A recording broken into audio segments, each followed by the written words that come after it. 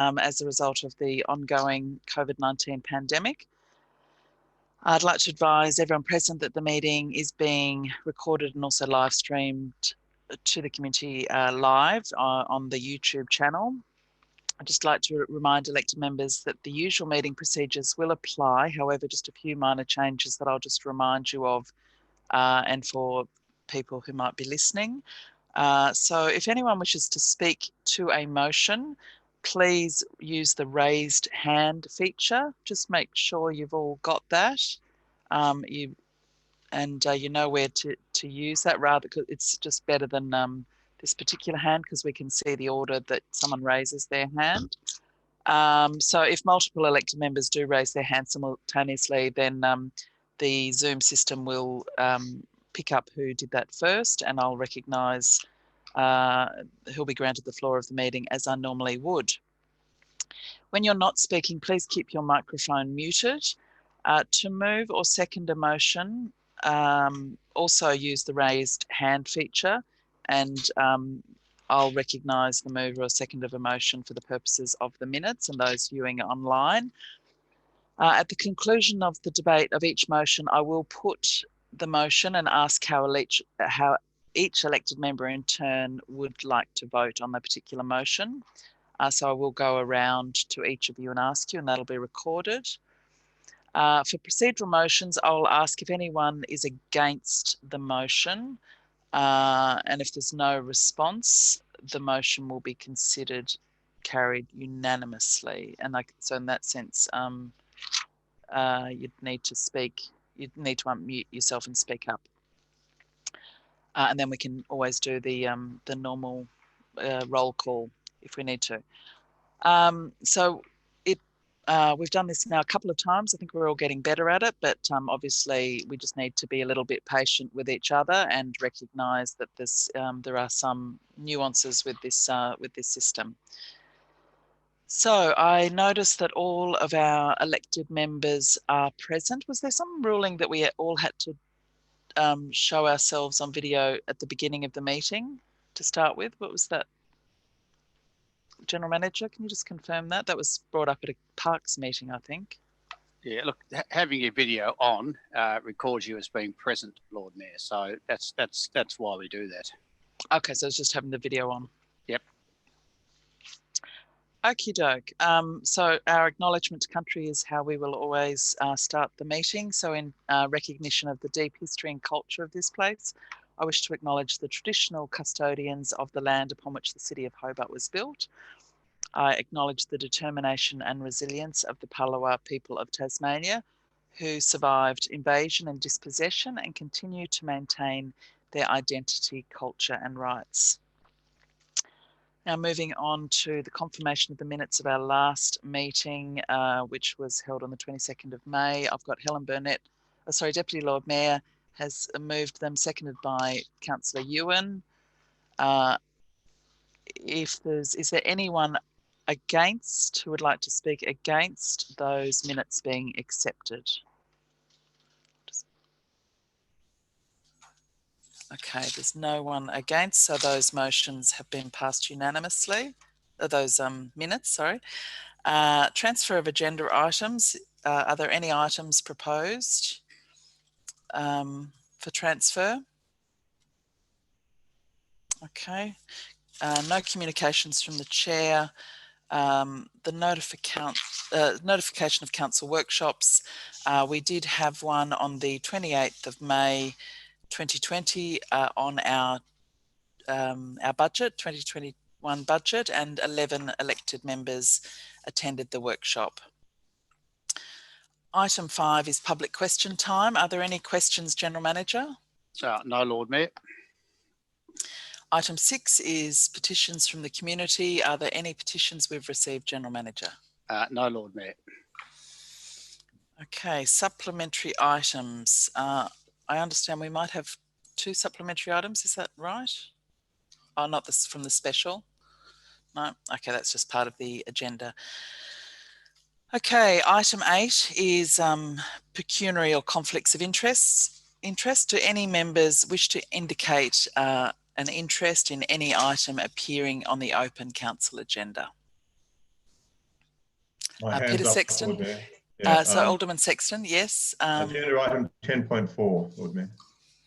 10.4. Okie doke. Thank you. And if you just lower your hand again, thanks, Alderman Sexton. So if there's no further declarations of interest, we will move on. And we're moving on to the budget estimates for 2021. Now, Excuse me, Lord Mayor. yes. Lord Mayor, we may have lost Alderman Thomas. I'm not sure. He was here, but now he's disappeared. I think he's still there. He's just turned off his video. Okay, so I am going to speak to the estimates. And I've got a speech here just to go through the estimates for the record and for the community. I think most of you have received a copy of that. So I'm just going to run through that. On behalf of the elected members of the City of Hobart, I present the budget estimates for the 2021 year. The budget we are delivering this year has been prepared in the face of the most significant challenge the City of Hobart has encountered in living memory. The current coronavirus pandemic sees us in uncharted waters, but a commitment to being there for residents and ratepayers in a difficult time has been the top of our mind in formulating this challenging but responsible budget.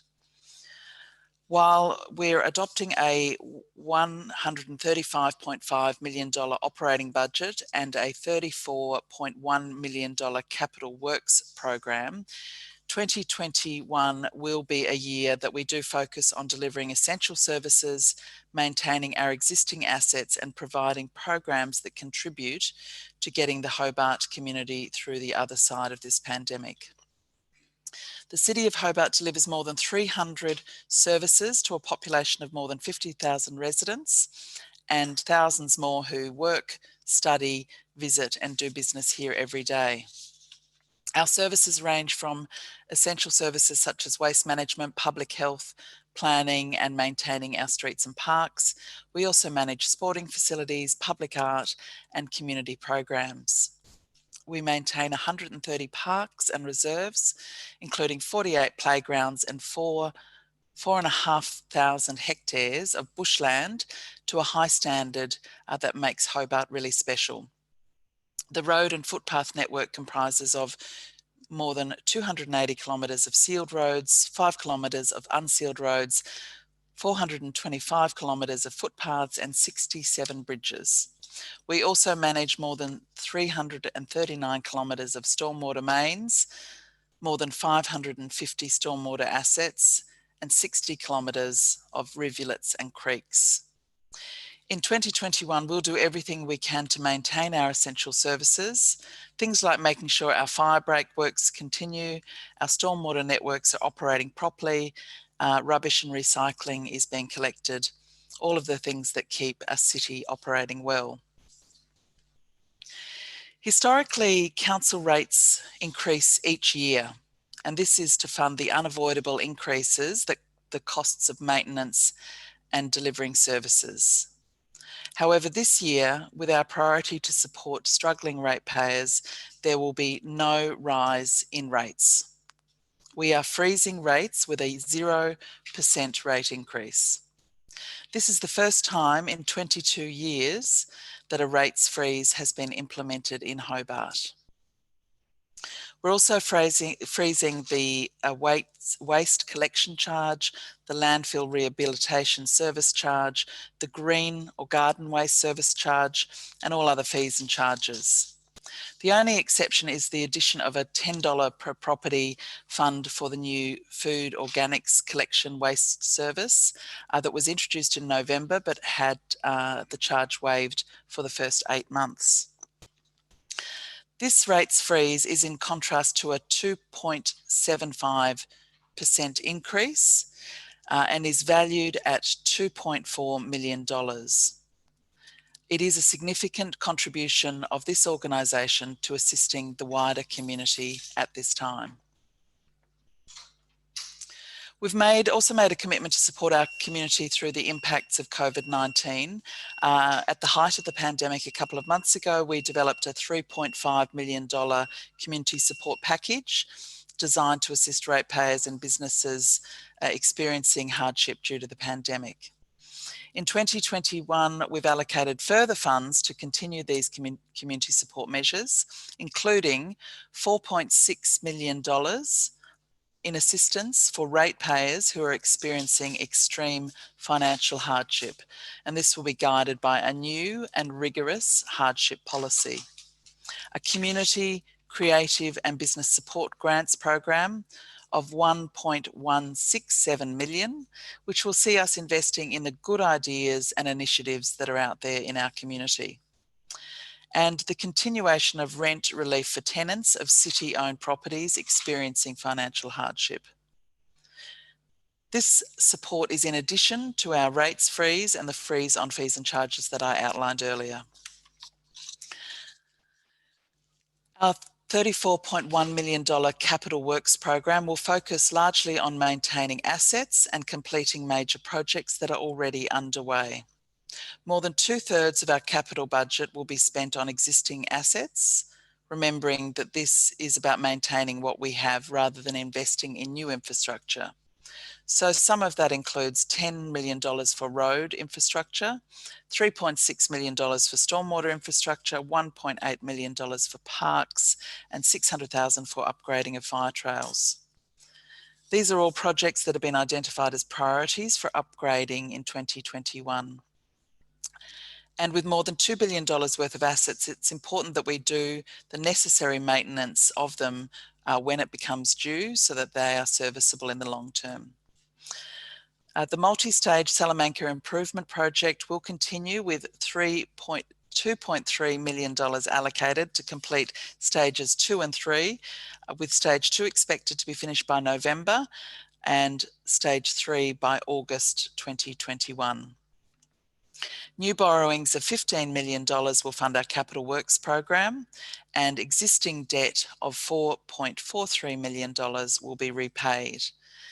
We've also prepared a package of shovel-ready infrastructure projects that we have provided already to state and federal governments and to our local, state and federal MPs in an effort to increase the level of grant funding as a percentage of our budget, which has been sitting at around 3% for several years and is less than it should be. Operating result. This is the first time in some years we've found ourselves budgeting for a deficit. In 2021, the underlying operating result is a forecast deficit of $11.8 million, and that's from our $135.5 million budget. It's important to note that this deficit is solely due to COVID-related economic impacts on our income. The sectors most affected by COVID-19 are those that are central to Hobart's economy. Arts and cultural organisations, events and festivals, tourism and hospitality, education and retail are all the key economic sectors in our city.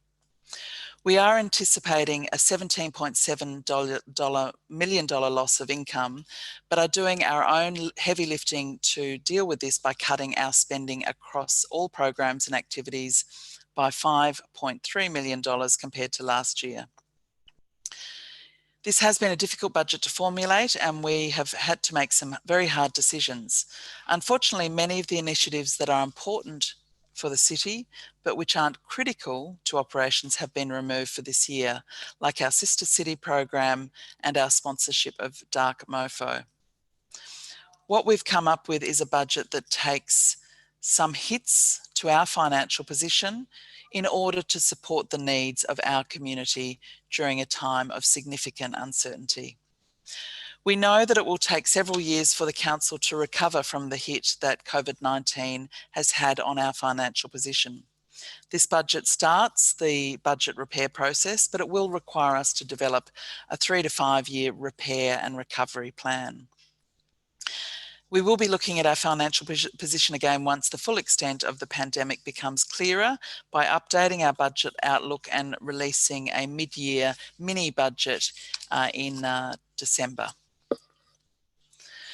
There's no doubt that 2021 will be a tough year for the City of Hobart. When we commenced our budget process early this year, no one could have foreseen the challenges we were to face in the months ahead. While this COVID-related economic crisis will have an economic impact on our budget, we are confident that with sensible financial management, including disciplined spending and some good planning going forward, we'll be in a much more positive position this time next year and beyond.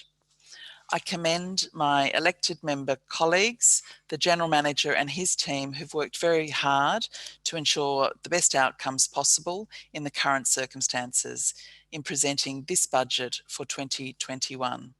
I now invite a motion to adopt the recommendation of the Finance and Governance Committee in respect to the 2021 budget estimates. It's moved by Councillor Harvey, seconded by Alderman Barakis. Is there any discussion? Alderman Harvey's got his hand up. Councillor Harvey's got his hand up.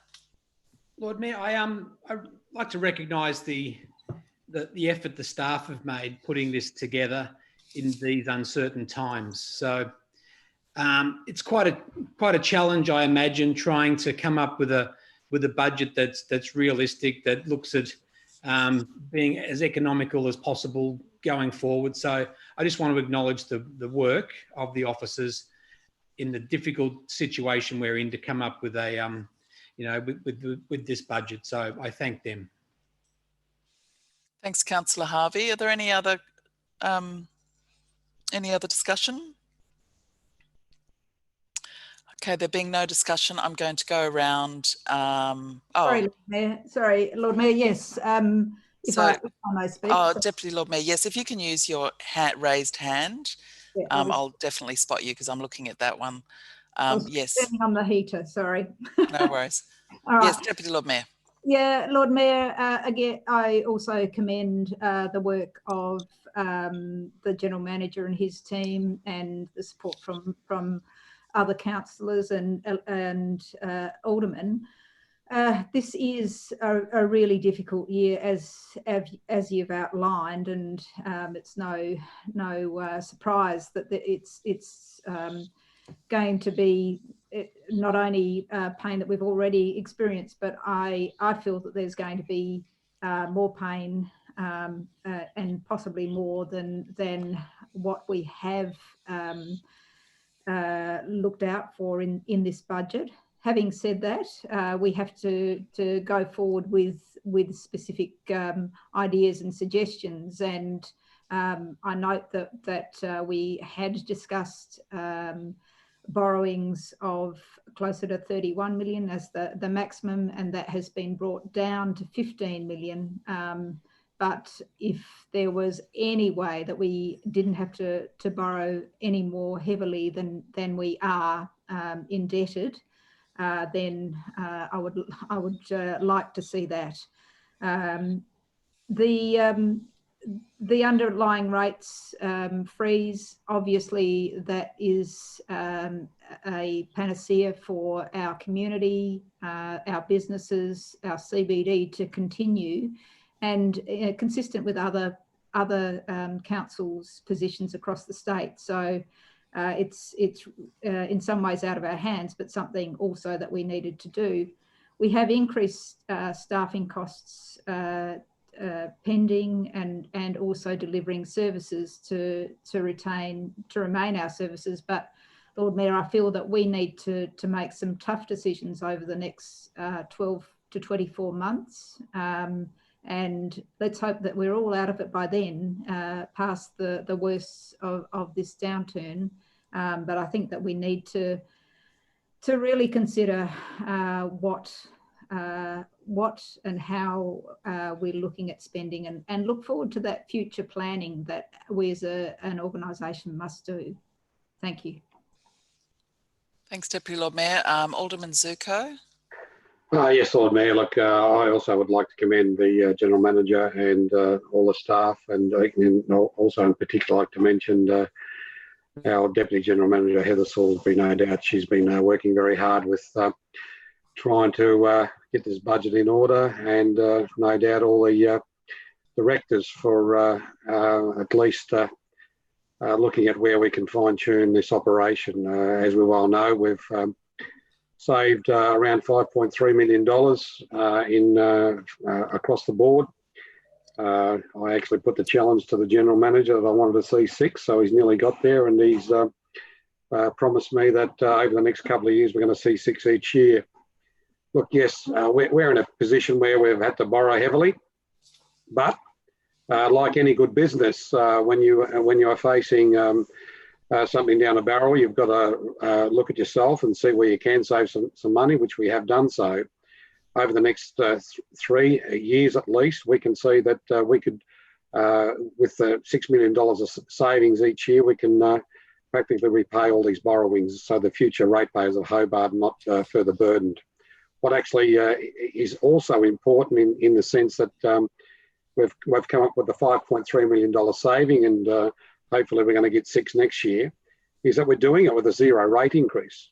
So I think that in itself is another component that we should be looking at, because, you know, over the years we always look at rate increases, and my stance always been rates should not increase any more than CPI. And I think what we need to be doing, considering we're being so prudent right at this point in time, is that we should look at, hopefully when we get out of this mess, is going down the track of it, at least endeavouring to work towards any future rate increases in the long term at CPI, because we've proven in a time when you know, everything is looking like the ceiling is going to cave in, we find ways of cost savings, and then we deliver a 0 rate increase. The ratepayers of Hobart across the board, from business to our residents, are suffering. And we as a council at least have demonstrated that we can deliver something, and I think we should look at that in the future. My endeavours are over the next 3 years, if I'm around, is to continue on with this process of ensuring that we can save as much potential cost savings right across the board. Again, I'd like to make the point that you know, it takes the team of the the team of the staff to deliver this. I have no doubt that every director in every department would have looked at the situation, and I commend them all for at least coming up with the bottom line. And hopefully we're going to do this for the next 3 years and maybe into the future. Thank you very much. Okay, thank you, Alderman Zuko. If you wouldn't mind just putting your hand back down again so I don't mistake it. Lord Mayor? I've got a, yes, Alderman Harvey, is it a question or? It's a question to the General Manager regarding the comment that we should be aiming for 0 rates. Could I just confirm with the General Manager that that has been identified as a risk by the Risk and Audit Committee, that we should not be aiming for 0 rate rises, that we should be aiming for a 2%, 2% of, we should be setting aside at least 2% of our income. General Manager, do you want to respond to that question? Yeah, it's back through you, Lord Mayor, too.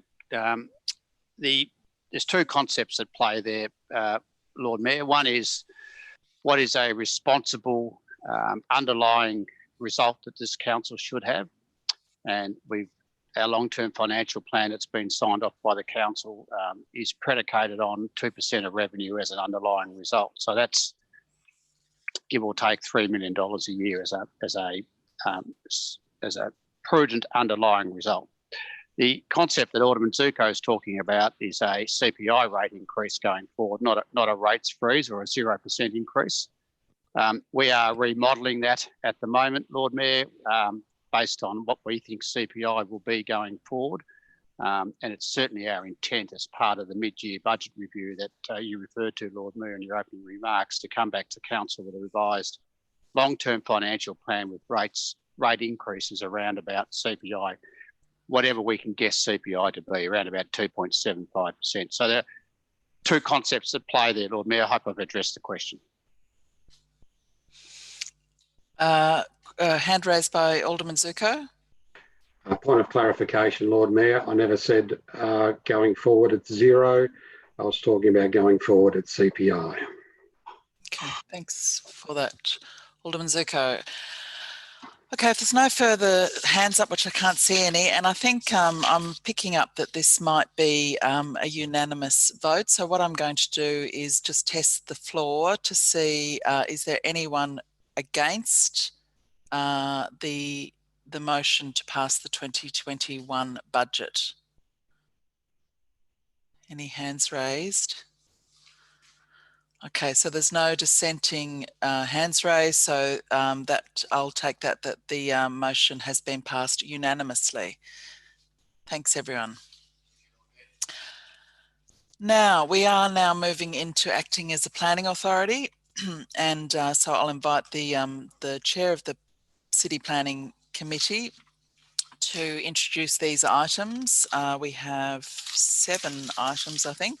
So the first one is item 10.1, which is relating to 18 Aberdeen Street in Glebe, and invite Deputy Lord Mayor to introduce this for the council. Thanks.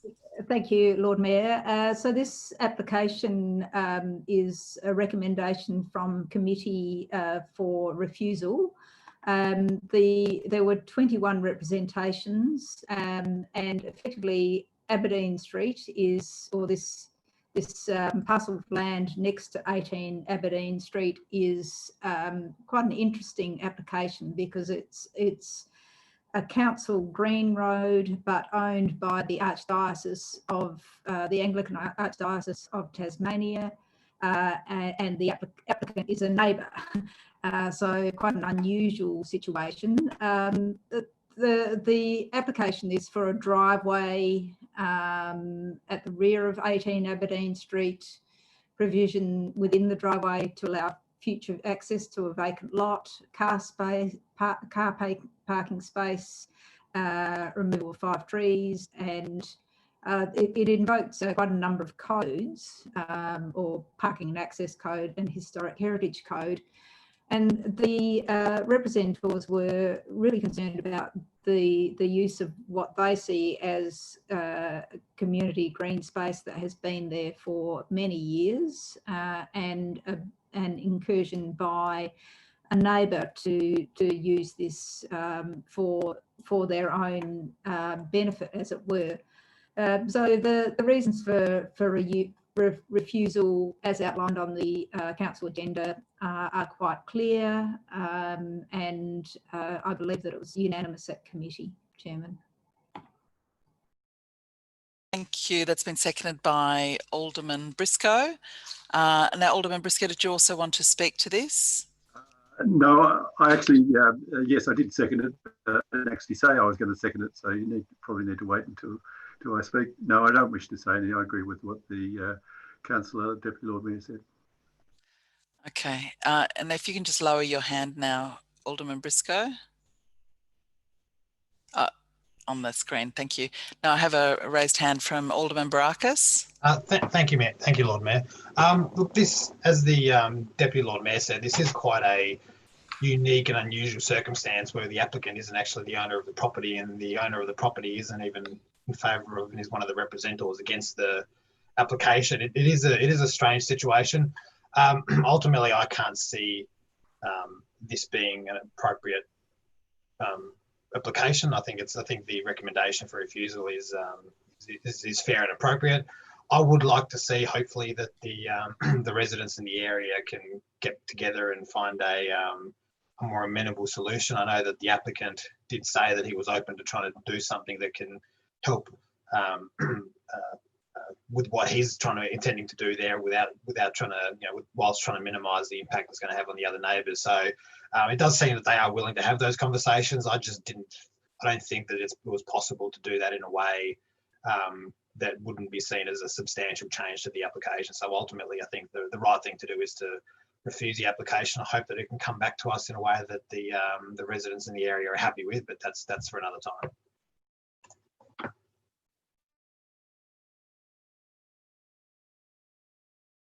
Thanks, Alderman Barakis.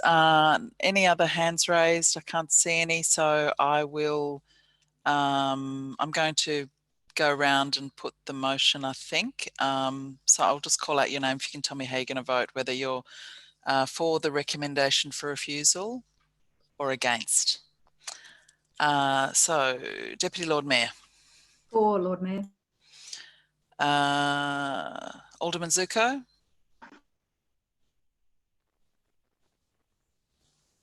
For, Lord Mayor. Alderman Briscoe. For, Lord Mayor. Alderman Sexton. For, Lord Mayor. Alderman Thomas. Yes. Councillor Harvey. All right, I'll turn it on. It's very boring, but I'll turn it on. Thanks. Cheers, bye. Okay. For from Harvey. Alderman Barakis. For, Lord Mayor. Councillor Dutta. For. Councillor Ewan. For. Councillor Sherlock. Yeah, for, Lord Mayor. Councillor Coates. For. And I vote for as well. So, General Manager, that is passed.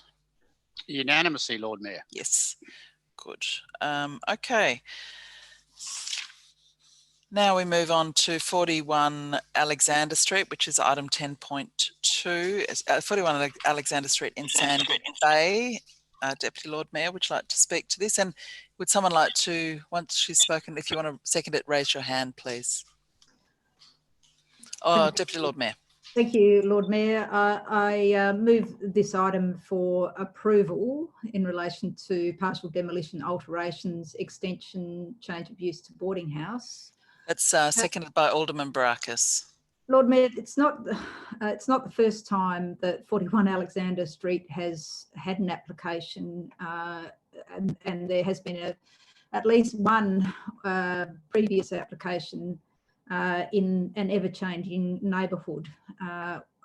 We probably all have heard from residents who are facing significant changes with boarding houses and quite a lot of development in their neighbourhood around Alexander and View Street, French Street,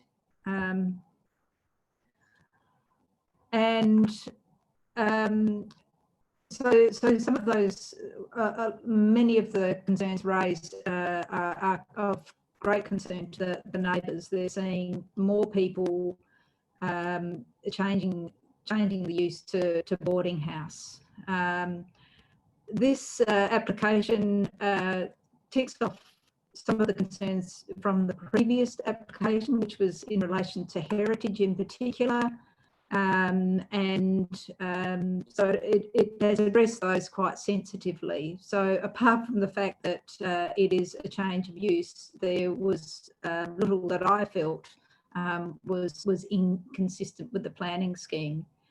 Now, there are obviously reasons to want to change the planning scheme in this area, and we know that across the other side of Alexander Street, which doesn't fall into the heritage precinct, we have asked our council statutory planners to look at incorporating that side of the street as an appendage to the heritage area, but that certainly doesn't qualify for this. So I'll move it subject to the conditions which are part of this report.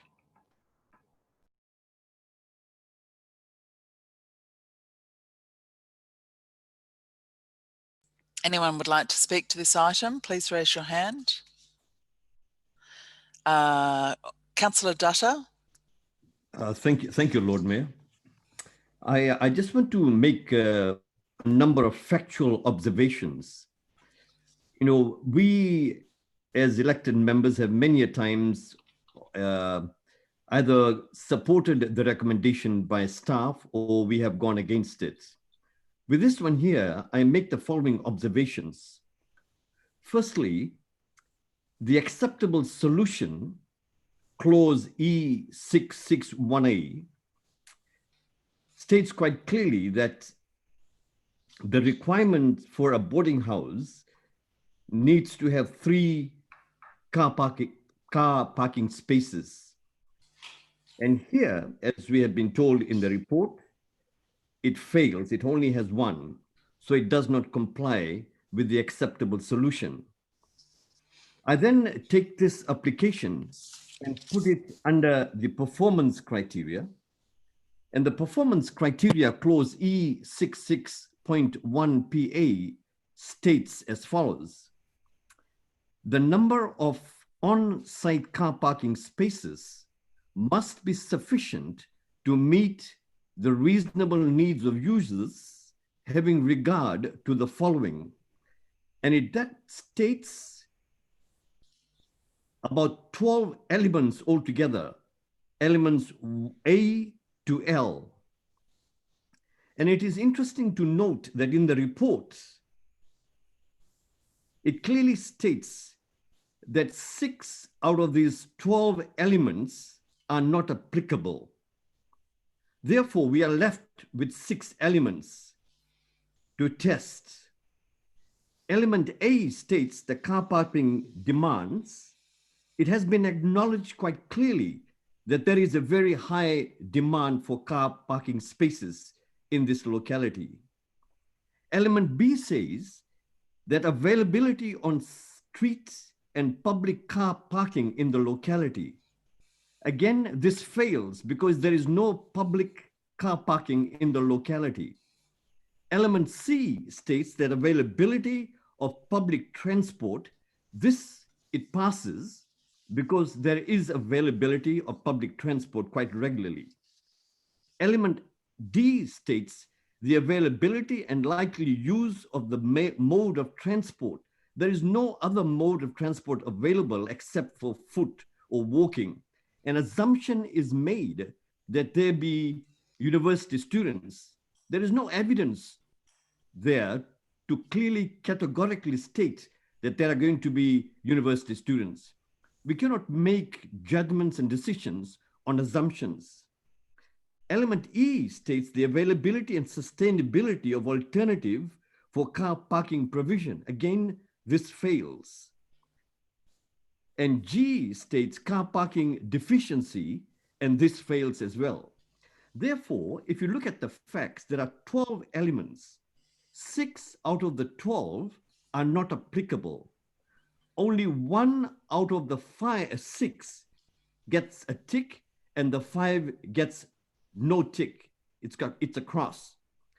Now, hence, it appears to me that it is on this basis the city planning report on page 147, attachment A, states, and I quote, that given the submitted documentation, the parking provision may be accepted under the performance criteria E661P.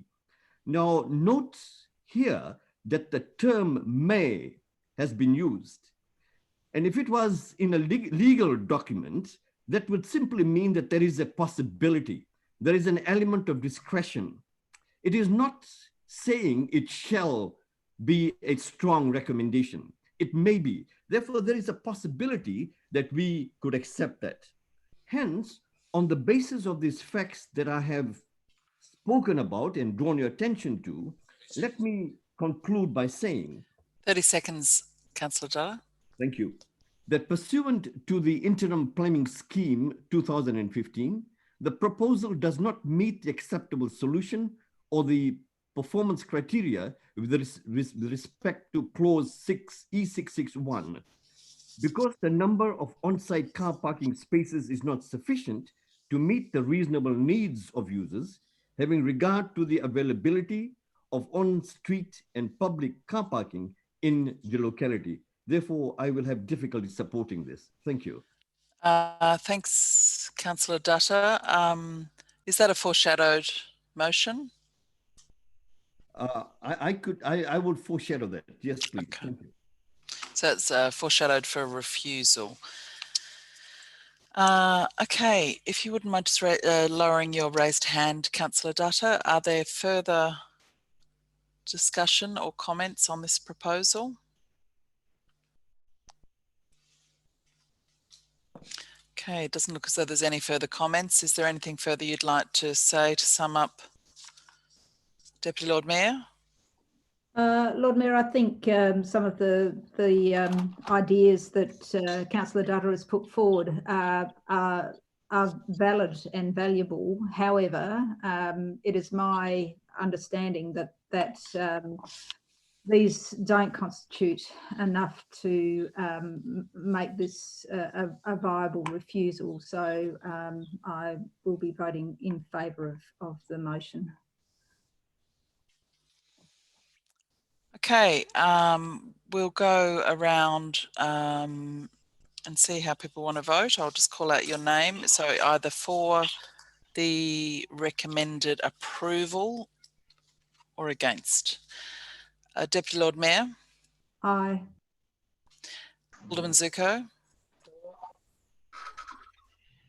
That was 4, I think, Alderman Zuko. That's correct, Lord Mayor. Alderman Briscoe? For. Alderman Sexton? Against. Alderman Thomas? For. Councillor Harvey? For. Alderman Barakis? For. Councillor Dutta? Against. Councillor Ewan? For. Councillor Sherlock? Against. Councillor Coates? For. And I'll vote for.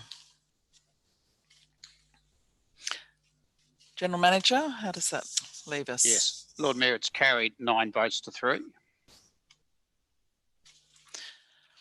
Okay, so we're moving on now to 10.3, 64 Anglesey Street and 57 Anglesey Street, South Hobart. Deputy Lord Mayor. Thank you, Lord Mayor. I'll move this motion for discussion. So, Lord Mayor, there were 2 representations. There were 2 representations against this application, and essentially the application is an extension to the car park at the C3 Church at the end of Anglesey Street. And associated works. It formalises the car park, and it extends the car park as you come in to the space on the right hand side. So there will be 28 additional parking spaces and the construction of a new entrance area into the car park and installation of a barrier gate and a provision of a turning area. There's some stormwater detention as part of this and installation of 2 8-metre high light poles for illumination of the car park and planting associated with this. The representations were around the clearing of some of the bushland and reduction in habitat. However, quite a lot of thought has been as much as a lot of thought has been put into a car park. There's a fairly minimal encroachment on this property, so it is recommended for approval and subject to a number of conditions. So moved. Okay, that was seconded by Councillor Sherlock, and Alderman Thomas has raised his hand to speak to this first. Look, actually, I thought I was going to be able to second it, but that's fine. If it's been seconded, thanks. Thanks. If you just lower your hand now, Alderman Thomas. Thank you. And Alderman Barakis, you wanted to speak to it? Thank you, Lord Mayor. Look, I think this is a necessary development almost. I think anyone who's been down to the C3 church during for functions or events or whatnot during busy times is seeing that it can be very. I don't think the provided car parks are adequate for the demand that they have down there. I think I've seen times when just the entryway, the laneway to get into the area has had cars lined up to the point where cars coming in and out can't actually navigate the area with that because there's not enough room. So I think this is it's a necessary development. I think it should be definitely approved, and hopefully it does make it a bit easier on the surrounding roads and road infrastructure that does tend to provide the overflow parking whenever there are some events there. So a good step forward, I think. Now, hand up from Alderman Harvey. Thanks, Lord Mayor. Question through you to the director, Mr. Doyle. Could I just get an understanding of the lighting in the car park and whether that will be on of an evening or whether it's only on when the car park is in use of an evening or whether those lights will be on all night? And what style of lights they are. Sorry, I didn't pick it up in the report.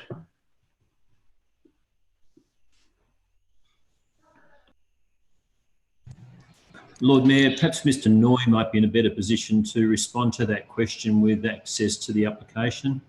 Mr. Noy. Okay, sorry. Yep.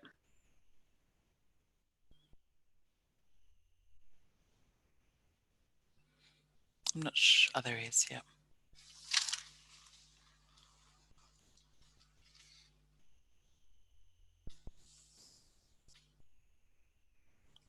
Don't think we can hear him. He's unmuted, so there's something else with his headset, maybe. Yep. How's There that, it is. Lord Yeah, Mayor? that's better. That's better. Sorry. Yeah. So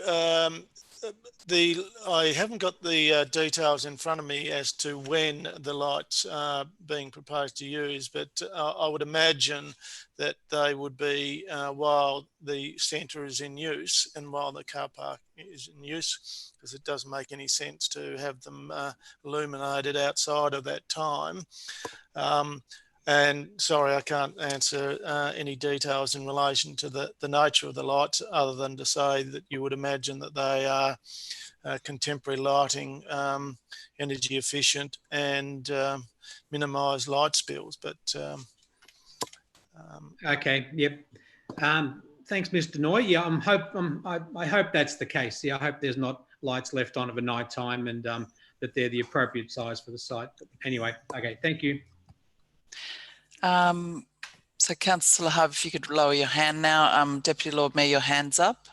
Yeah, just another question through you to the Director of Planning, and I failed to ask this at committee. Director, is there adequate bike parking, given we're on a bike path? What sort of application of bike parking is there, either as part of this development or as part of the church parking generally? Mr. Noy.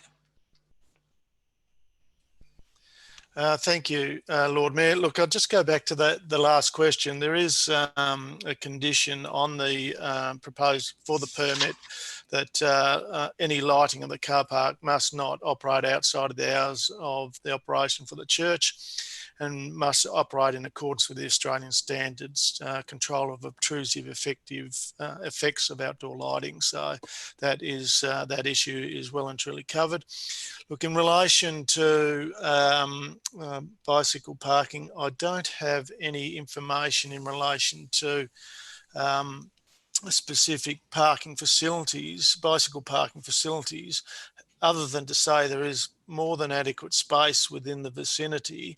And I know, as a cyclist myself that does cycle through there, it is heavily used by cyclists, and my understanding is that we haven't had any issue with bicycle storage at that facility.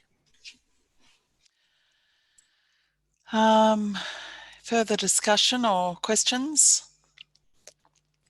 If there isn't, I wouldn't mind just asking a couple of questions myself. I'm sorry I didn't get to follow this at the planning committee. I'm just wondering, this has been a point of some conflict between active transport users and cars coming and going for it's quite well documented. We did a study as part of our I think it was a walk to school, active routes to school project, and this curve, coming down Angle Street and going around the curve, and the fact that there's a blind corner and there's no sort of apparent the bike pathway basically doesn't really have a clear direction for particularly young students that might be riding to school. There's 2 schools on this street, private and public school. And, you know, there's been talk for a number of years and requests for a sort of raised threshold as you go around the curve, or some way to actually deal with the sort of the conflict. And I'm just concerned that this may not have been something that we took this opportunity to discuss this with the applicant. Or did we take any opportunity to discuss that? Because it's been a hot topic in those parts for quite some years, I think. Through you, Lord. Yeah, through you, Lord Mayor. Not that I'm aware of. Okay. And can you just clarify how much bushland would have to be cleared? Look, I think it was outlined within the report, and it was fairly minimal, my understanding. So I just don't have that section in front of me, but I'll be happy to.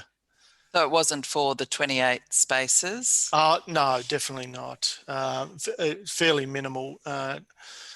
Trimming of native vegetation is involved. The majority of the car park, or the significant majority, is on cleared land already. Okay. All right, so if there's no further discussion, I will go around and see how you'd like to vote on this matter. So, Deputy Lord Mayor. For. Alderman Zuko. For. What was that? Sorry, Alderman Zuko. For. Alderman Briscoe. For. Alderman Sexton. Alderman Sexton. For. Alderman Thomas. For. Councillor Harvey. For. Alderman Barakis. For. Councillor Dutta. For. Councillor Ewan. Councillor Ewan. Councillor Coates. For. And I will. Sorry, Lord Mayor. Sorry. Councillor Sherlock, sorry. That's okay. For. And I will vote against, I think.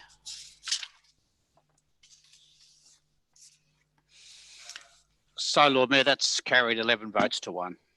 Thank you. Item 10.4. Declare an interest, Lord Mayor. Okay, so Alderman Sexton has declared an interest and has turned off, has left the room, left the meeting. So this is common land of parent title 211/1 Sandy Bay Road, change of use to dwelling. Deputy Lord Mayor. Yes, Lord Mayor, I'll move this motion for. Okay, that's been seconded by Alderman Thomas. Change of use subject to conditions. Lord Mayor, this is the mantra of the former telecom building on the corner of Sandy Bay Road and Davey Street, and it's mainly accommodation or self-contained units, but this application is to change one of these one bedroom visitor accommodation into units into a dwelling, and so there were 5 representations against this because it would be effectively a change of use. But the committee felt that subject to the conditions as noted, that this was a good use of the space. So moved, Lord Mayor.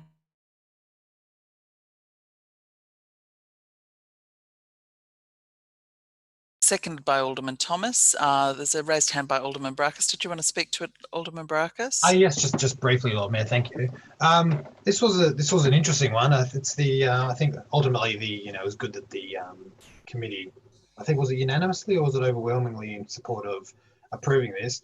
It's the first time I've seen there being opposition to taking something from short-term accommodation to long-term rental, and some of the arguments that this might affect the profitability of neighbouring short-stay accommodations was a strange one.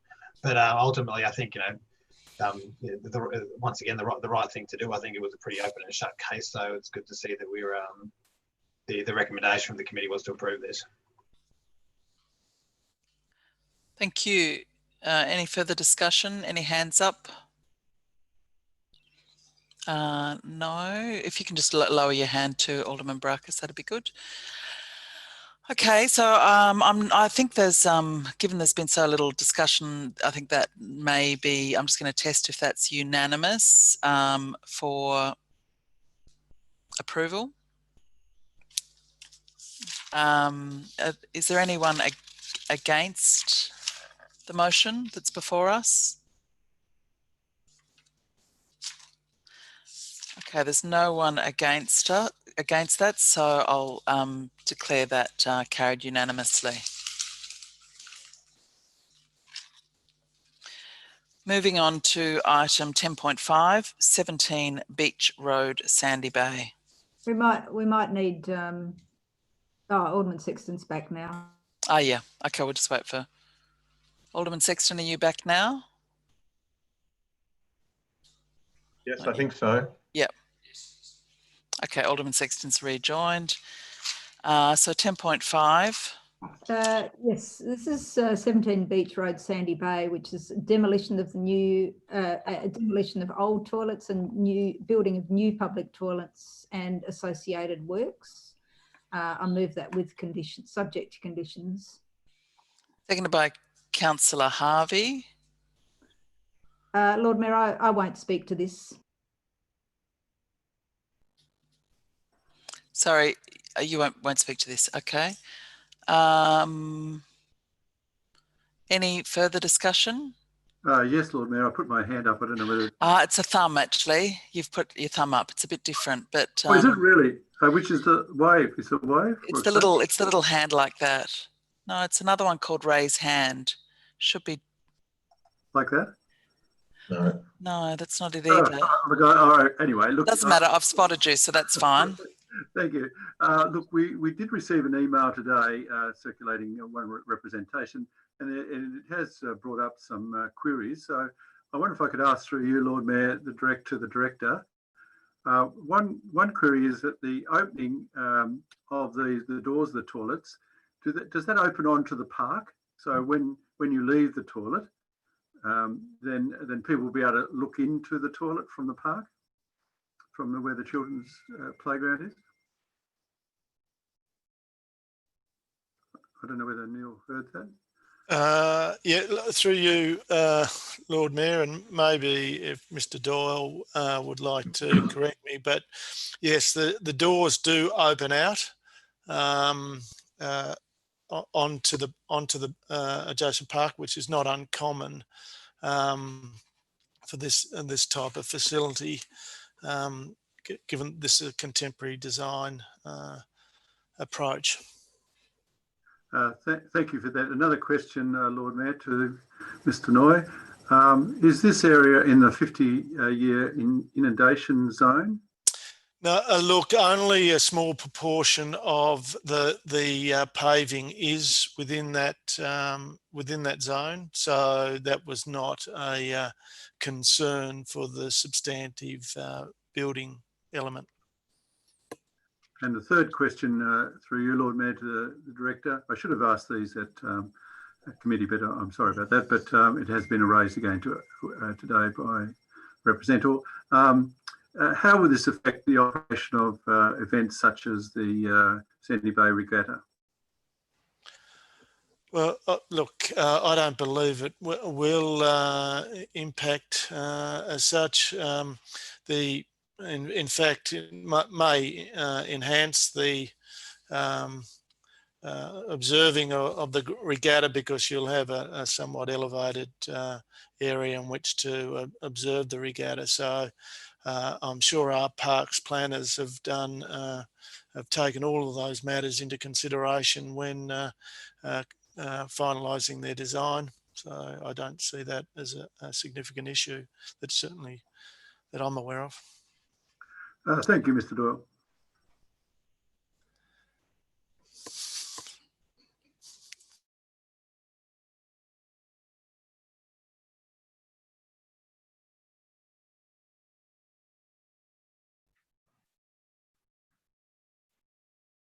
Alderman Sexton, you've got your mute off. Did you want to say something, or you just got your mute off?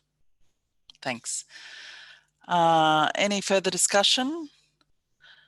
Can I just ask a question of the director, just when the expected start would be for this project?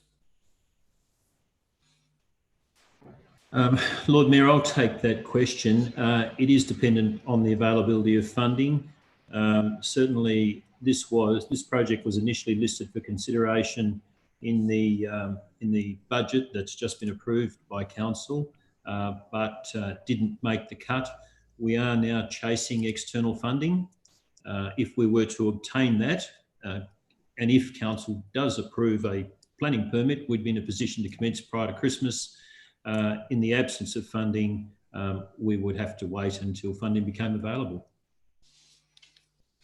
Okay, and just a query about the inundation. One of our representatives highlighted an issue around inundation risk in this location, that we're moving closer to the coast, and this was highlighted, I think, in the report.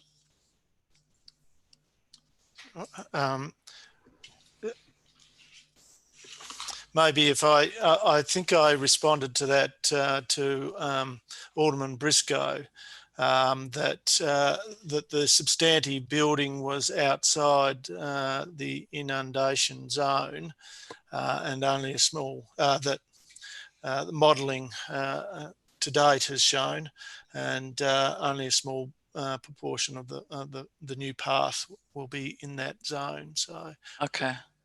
So the architect's comments on it, we shouldn't be concerned about, or they're talking about the little area? I believe they're talking about the little area. Yep. Okay. Thank you. If there's no further discussion, I don't think that sounds like there was a lot of debate on that matter. So I'm going to test if anyone would like to vote against the recommended approval. Please raise your hand or say something. Okay, so there's been no, looks like there's no dissent, so therefore we'll declare that item carried unanimously. Okay, now moving on to item 10.6, which is 283 to 287 Liverpool Street, Hobart. And I'll invite Deputy Lord Mayor to move that. Yeah, thank you, Lord Mayor. This is for an application for the demolition of a car workshop and new building for 25 multiple dwellings. Seconded by Alderman Barakis. It received 5 representations, and some of the neighbours' concerns in relation to this were around the closeness or the encroachment from particularly the back of the site. This is covered as much as possible in the conditions. So it's for demolition, construction of new 6-storey building containing 25 multiple dwellings and car parking for 35 cars. There's quite some sensitive design in a shared roof garden and some common spaces, as well as some good private open space with care to direct overlooking away from neighbours where possible, and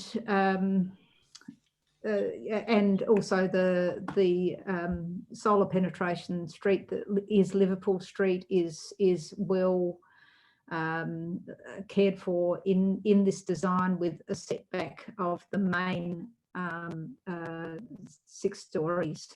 So I'll move that and listen to the debate, Lord Mayor.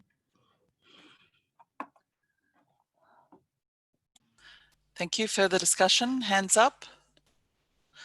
Alderman, Councillor Harvey. Thanks, Lord Mayor. I think this might have been unanimous at the committee, and I supported this because I think it's a reasonable design. It's been ticked off by UDAP, the Urban Design Advisory Panel. Clearly, the planners, the council planners have signed it off. Reasonable location, better use of the site. It's in a city. It's close to the bike network.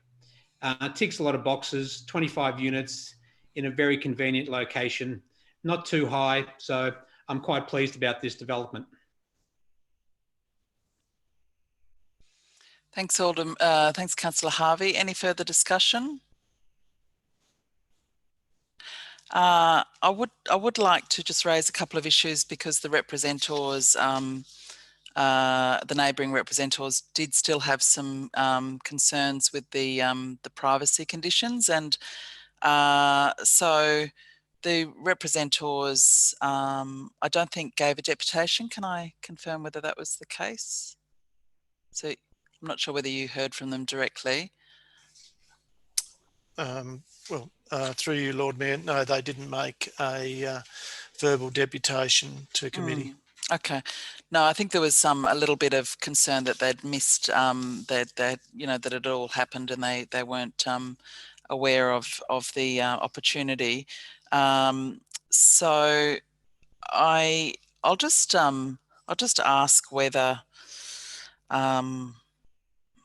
basically, I know that we were meant to have had some conditions on inner city living and how it would impact on existing residential development. Does this particular project tick all of those boxes, or is that a project we're still to do? I think I may have I'm just not sure whether I'm clear that we've developed those standards. So this was around where you're inner city residential and you lose some of your rights to privacy that you might get in other zonings. Is that work we've already done? Yeah, Lord Mayor, yes, we have done that, and there is some changes coming to the planning scheme, and it's primarily focused on the amenity of new dwellings. The significant concern was that some of the standard of residential developments were not as high as they could be. But in terms of residential amenity, or protecting residential amenity of adjacent dwellings, that is covered within the existing scheme. And there are performance criteria around where development exceeds building envelopes.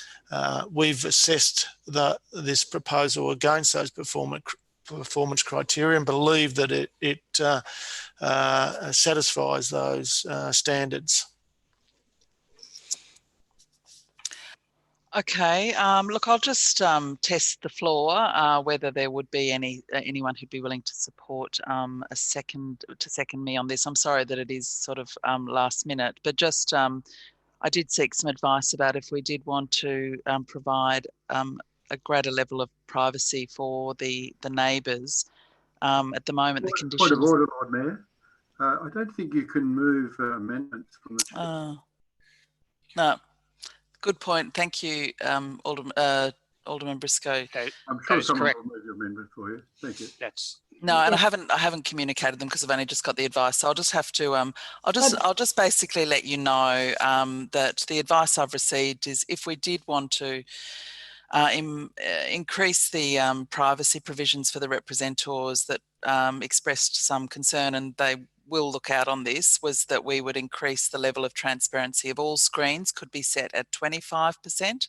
So currently it's this is the ones overlooking that property. It's currently set at between 25 and 50, and the number and height of plantings in the planter boxes could be specified and the windows on level 4 could either be screened or have their height raised to at least 1.5 metres. So there was just three conditions that the staff didn't put in the conditions, but if there was anyone that wanted to, I guess, provide a bit of greater privacy for those representors, then that would be one way of doing it. So, General Manager, we could get somebody to move that as a condition or advice. Lord Mayor, we could. The Lord Mayor could move it, but she would have to vacate the chair and someone else would have to chair the meeting. If someone, what I was going to say, Lord Mayor, too, if someone from the floor wanted to move that, then they could. Okay, I've got Councillor Dutter's hand up. Was that to move that, Councillor Dutter? Yeah, I'm quite happy to move that. Okay, and seconded by, I'm not sure whether that's Alderman Zuko or Councillor Sherlock has seconded it. No, Lord Mayor, I didn't second. Okay. Alderman Zuko, did you want to speak to that?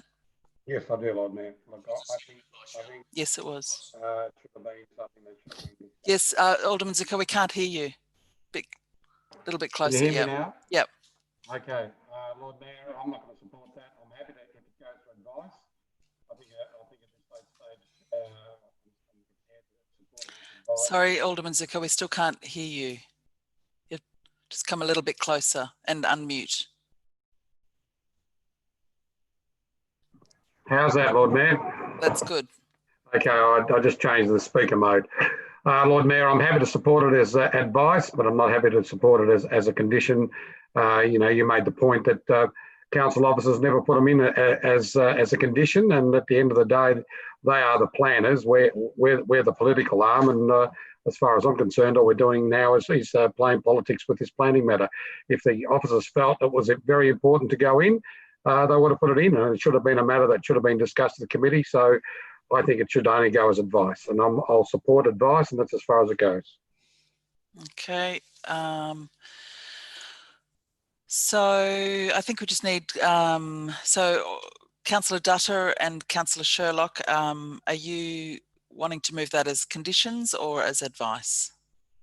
Can I just seek a clarification from the General Manager through you, please? General Manager? Well, or Mr. clarification on what? Advice? Yes. Advice is simply that. It's not binding. It's just some guidance provided by the council. If you put it on as a condition, Lord Mayor, then it has a binding effect. So it's a condition precedent to satisfy before you can get a building permit. So that's the difference between the two. Okay, Councillor Dutter and Councillor Sherlock, would you like to clarify? Would you like that as a condition? Yeah, I would have it as a condition. Thank you. Okay, Councillor Sherlock, are you happy with that? Yes. All right. So we'll. That's an amendment. So I'll put the. I wonder if I could talk to the amendment. Speak to it. Not talk to yeah. Sure. Yeah, speak to it. Alderman Briscoe. Probably more ask a question through you, Lord Mayor, to the Director. Yes, Mr. Noy. As we haven't received qualified advice on this, what's the implications of the suggested amendments to the conditions? Yeah, look, in relation to the screening, it would reduce the amount of sunlight accessing the decks and windows that those screens are providing. Likewise with landscaping requirements. So they would potentially diminish some of the amenity of those units. And the officers were of the view that the conditions as imposed were sufficient to mitigate any privacy issues consistent with the performance criteria that council is obliged to consider. Thank you very much, Director Noy. And I'd just like to make comments. I think planning on the run, I agree with Alderman Zuko. This is planning on the run, setting conditions that we haven't had a written advice, we haven't had We've got some comments from the director, which seem to be not good for the new residents that are going to go up there. We haven't had a response from the developer or the applicant. So I would be supporting advice and not making conditions. I think a condition is, as I said at the beginning, it's planning on the run. This stuff could have been sorted out at the committee and given the opportunity for the applicant and have qualified written advice. So I won't be supporting the amendment unless it's advice. Okay, Alderman Barakis has got his hand up. Thank you, Lord Mayor. Lord Mayor, I'm inclined to echo the statements by Alderman Briscoe. I think there's a reason why we, if we have concerns about privacy or other aspects of a development, why these sort of concerns and the possibilities of adding conditions are ventilated in a committee situation, because that way we have the opportunity to have a more long form discussion with the director, with the applicants, with the representatives about trying to find a way that we can mitigate the concerns without, as has been sort of elucidated, impacting on the other aspects of the application, such as the residential amenities, such as the sunlight. So like this does very much seem like a last minute addition and policy on the run and planning on the run. So look, I won't be supporting it. I think there's just, we haven't even discussed this with any of the relevant parties, and we've got no idea how this would impact on the other aspects of the application. I suppose a question for the director: the conditions that are currently proposed on the books that was recommended by the committee, do they, in the views of the planning officer, satisfy the privacy requirements of the scheme, and would they adequately protect neighbours protect the privacy of neighbours? Yeah. Yes, we certainly believe that those conditions adequately address the performance criteria around privacy. We can't necessarily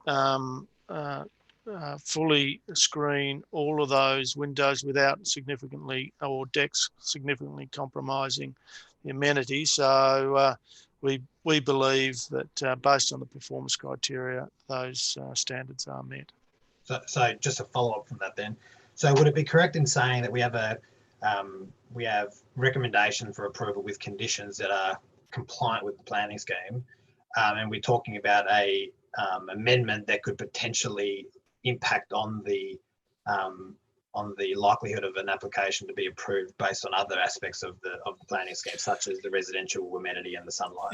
Yeah. Look, I mean, it is a balance between the two. We've certainly are mindful of those amenity values that, in fact, council have been mindful and wanting to strengthen through additional planning controls about access to natural light and the like. So the officers believe that on balance, the proposal with the not insignificant conditions that the officers have proposed do meet those standards. Oh, thank you for that. Look, I'm not sure if much more needs to be said. I don't think this is responsible planning or policy making. I think these conversations should have been had in the planning committee setting. I think doing it at the last minute like this without properly talking to the officers or properly talking to the applicants or the representatives is a good way forward. I think the only impact this is likely going to have is to reduce the amenity of the dwellings that are being proposed, and I don't think it's going to come to much more benefit for the neighbours. So I won't be supporting this amendment, and I'd be urging everybody to likewise not support it. Okay, if Alderman Briscoe and Alderman Barakis could lower their hands if they've finished speaking. Councillor Dutta. Having heard the director and his comments, I will be prepared now, because at that point in time, I wasn't too clear, but now having that expert advice and insight into it, I'm quite happy now to change that to advice. Thank you. Is the seconder, Councillor Sherlock, happy? Okay. Yes. All right. Well, thank you for that. And I'll just speak to it briefly. Look, I think, you know, it's not unusual from my time in council for us to, you know, for late representations to be made. This is a group of residents who don't necessarily know their way around the planning scheme. They did feel that they didn't get a chance to speak to you at the planning committee, and I did just seek advice. Lord Mayor, sorry to say, didn't you speak? I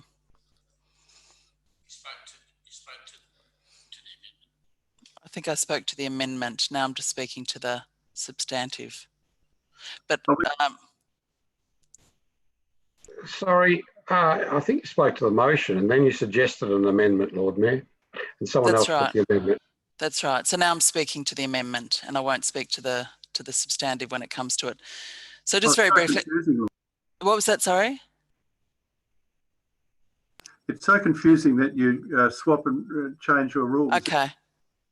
All right. Who speaks? Thanks, Alderman Briscoe. Look, very briefly, if you'll, I did introduce a matter in the substantive motion, and then it was moved as an amendment. I'm now speaking to the amendment. So just very briefly, I do think that the representors felt that they weren't able to have a chance to speak to the planning committee. I did seek some advice from the planning staff about if you did want to address some of their concerns that the privacy conditions didn't go far enough, how would you do it? So this advice is fairly modest and maybe will allow for the DIPA and the neighbours to work something out. So I'll put the amendment moved by Councillor Dutta and seconded by Councillor Sherlock. All those in favour say aye. Lord Mayor, before you put it, can I just get clarification as to what the amendment is? Very clear. Yes, the advice, yeah, all right. Mr. Noy, did you keep a record of that, or did?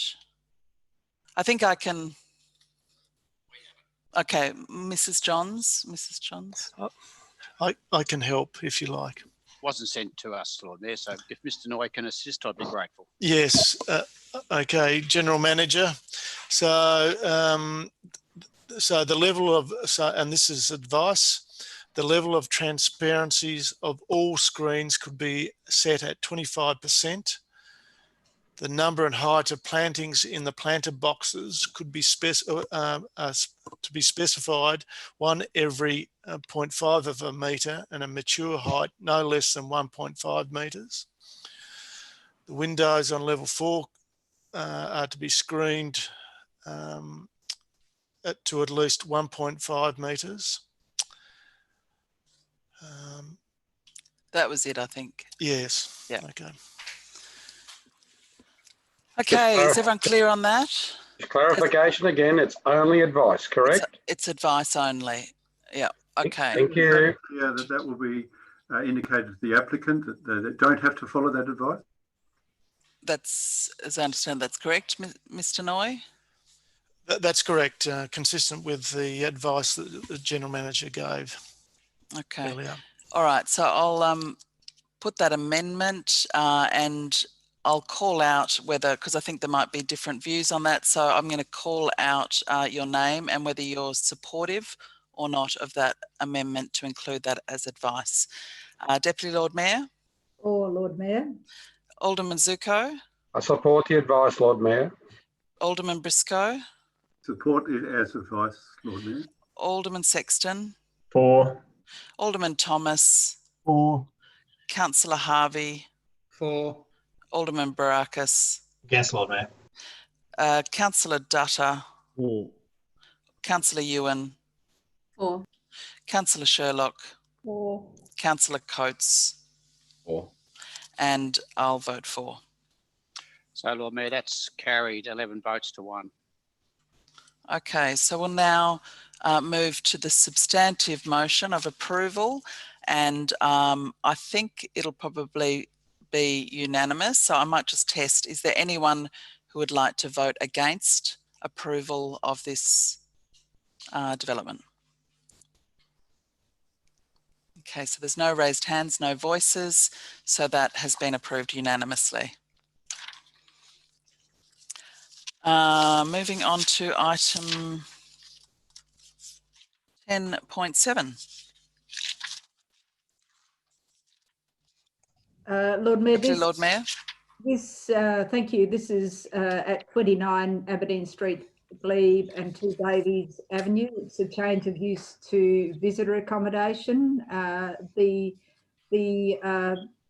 house abuts council land, and that's partly why it is coming to us to consider. So I'll move the application as it is. Seconder want to put their hand up. I need a seconder. Councillor Dutta. Councillor Dutta, did you want to speak to it? No, not at this stage. Thank you. Is there any discussion about the visitor accommodation? Councillor Ewan? Yeah, thanks. Just can I ask a question, please? Is it a whole home that's going to be used as visitor accommodation? Mr. Noy, would you like to respond to that question?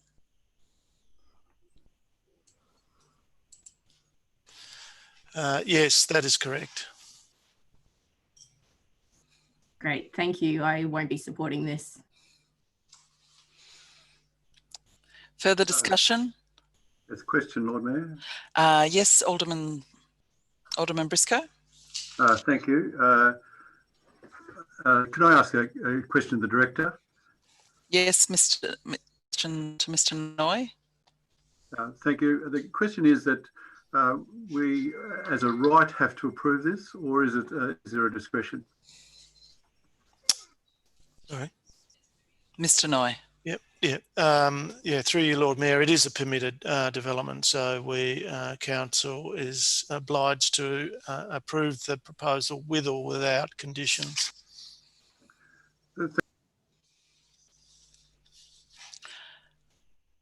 Further discussion?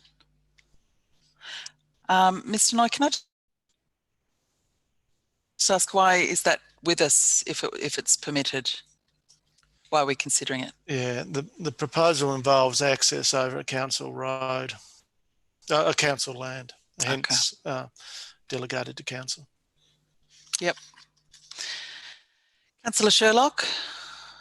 Yeah, sorry. So just to clarify, because it comes over council land or property, does that then invoke our discretion? It invokes your, well, it precludes officer delegation, hence the matter needs to be determined by council. However, it's a permitted application and council is obliged to approve the application with or without conditions. Thank you. Okay, if there's no further discussion, I'm going to put that and go around to every person to see how you'd like to vote. Deputy Lord Mayor. For. Alderman Zuko. One way you can vote, and that's for.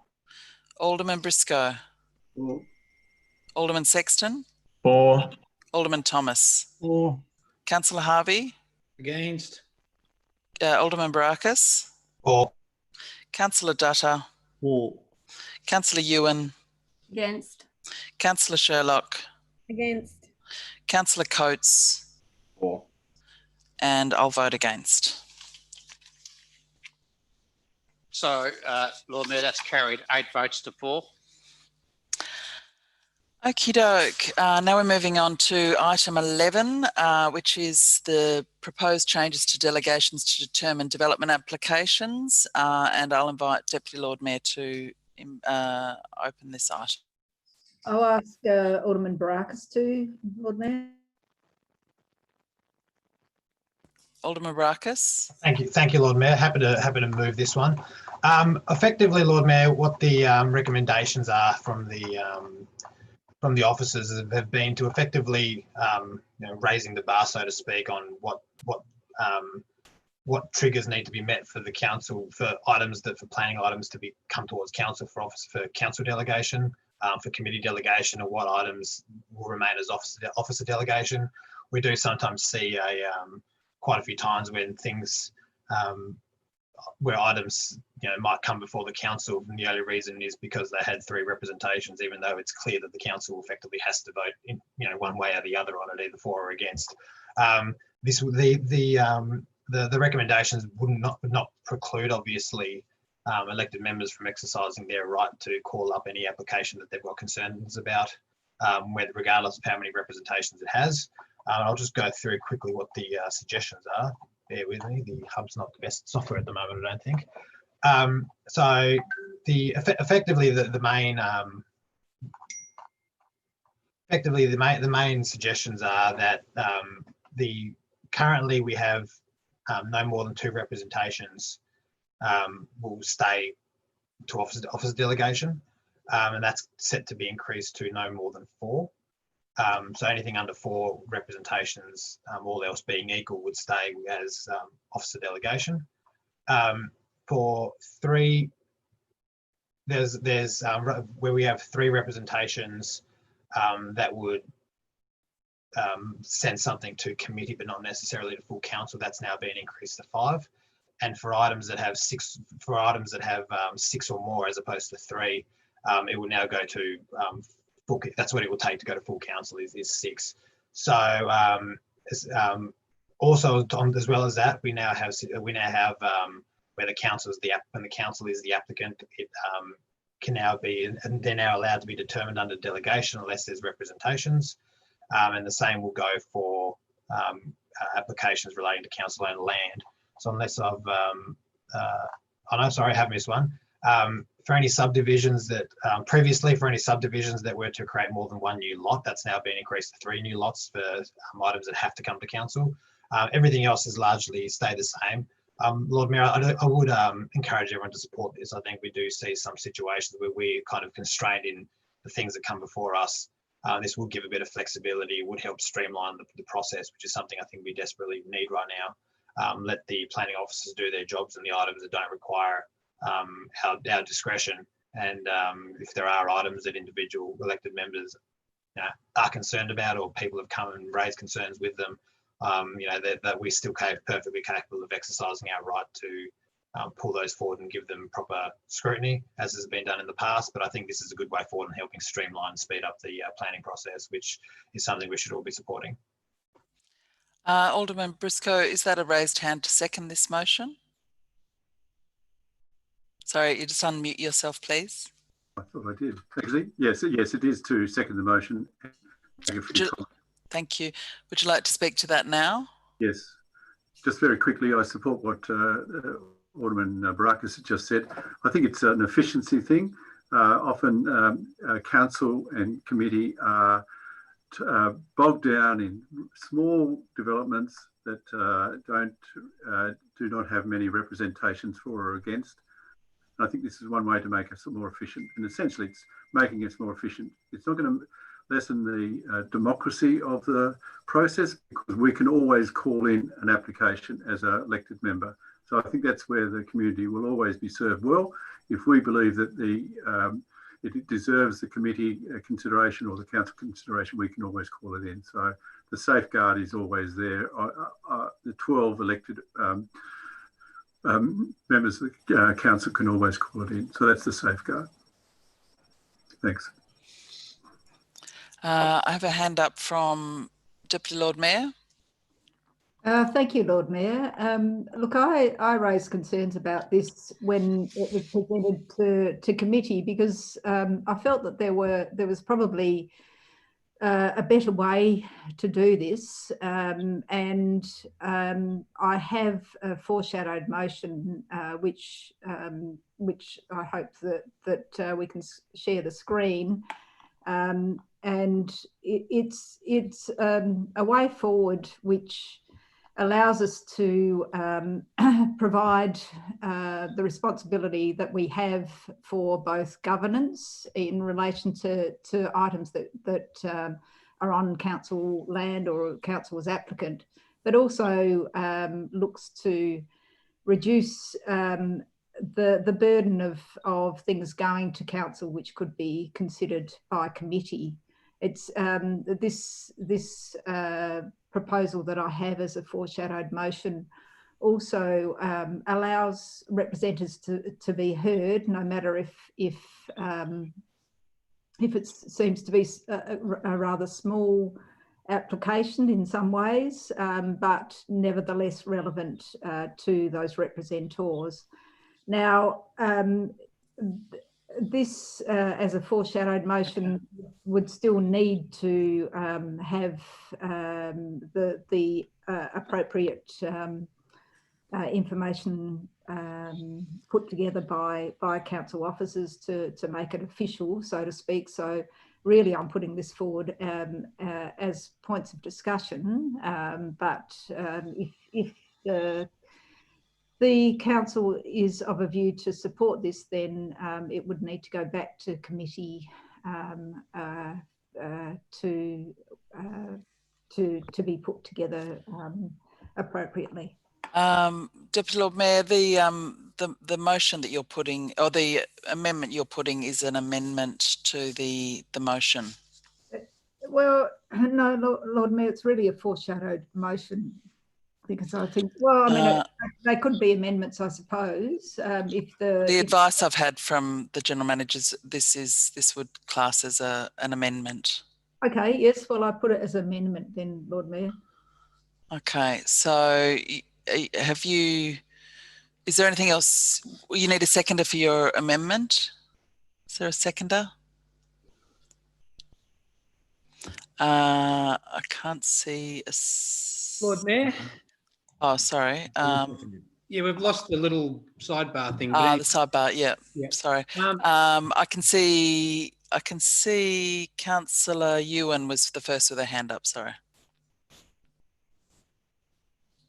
Lord Mayor, if Councillor Burnett could just outline the difference between her recommendation and what the officer's recommendation was, because I think it mostly aligns.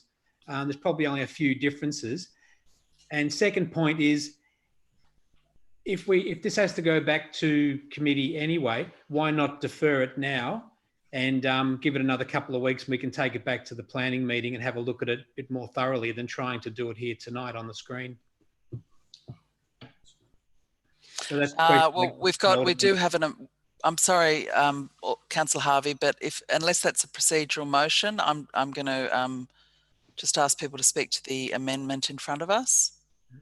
Well, look, I will make it well, I just want to check with Councillor or the Deputy Lord Mayor whether or not she'd rather it be deferred, and I'm happy to move a deferral at the appropriate time to send it back to committee so we can have a more fulsome discussion around it rather than trying to do it on the screen here now.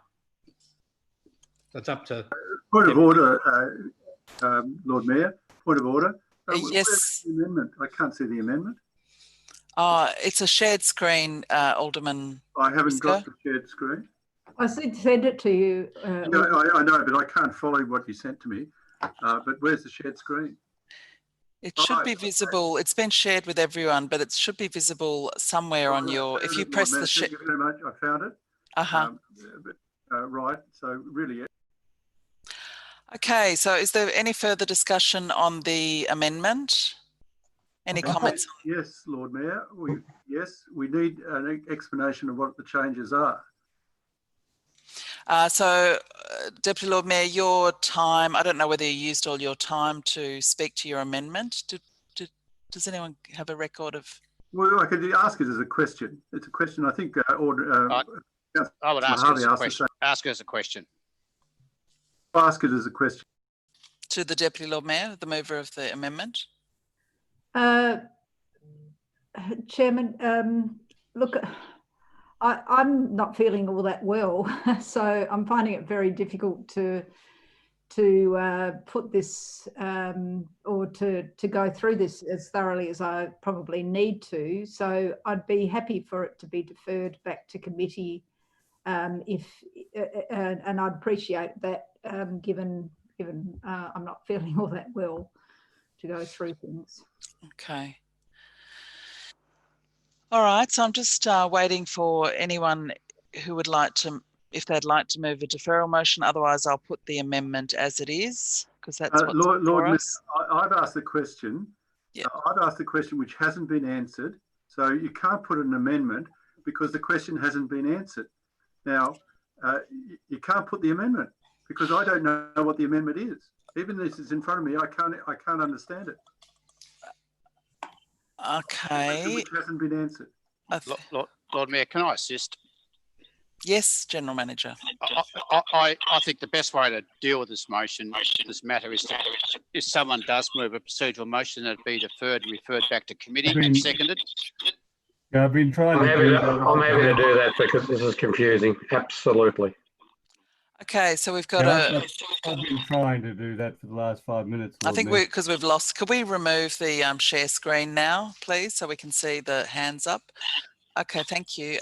So I can see that Alderman, actually, Councillor Dutta, did you want to move the deferral motions? Is that right? I can't hear you, Alderman Dutta. Oh, Councillor Dutta. I want to move the deferral motion. Thank you. Thank you. Okay, and seconded by Alderman Thomas, is that correct?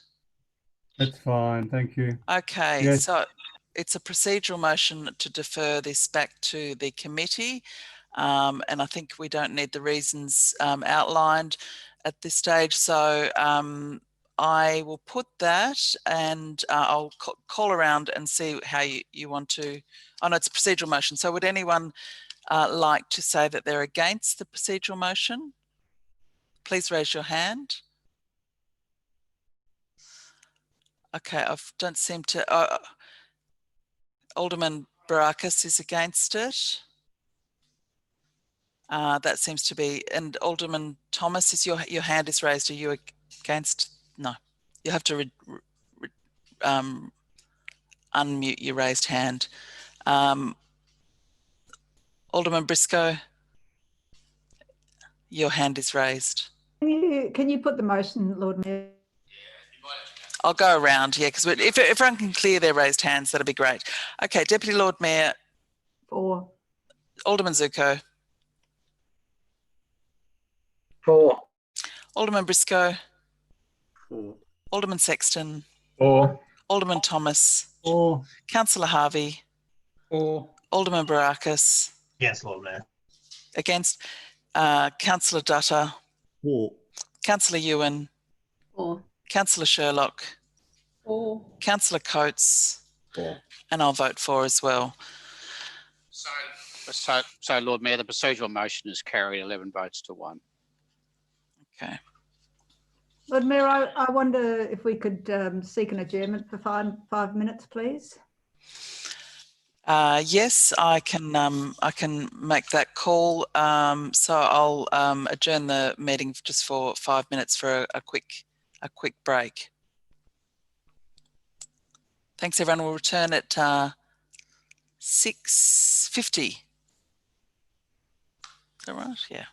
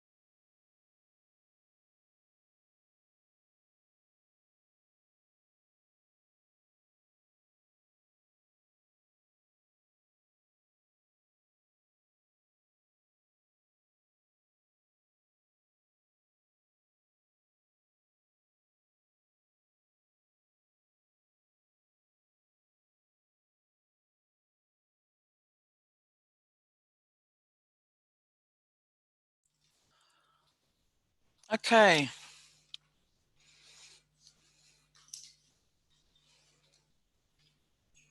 If we could just do a quick, thanks for that adjournment. Just do a quick roll call to see that. Roll call, I'm back at school. Well, you know, whatever you want to call it. Attendance, recognition of attendance. So we have Alderman Sexton. Yes. Councillor Harvey. Alderman Briscoe, Councillor Sherlock, Alderman Thomas, Alderman Barakis, Lord Mayor. Councillor Dutta, Councillor Coates, Councillor Ewan, Alderman Zuko, and not sure about Deputy Lord Mayor. Is she there yet?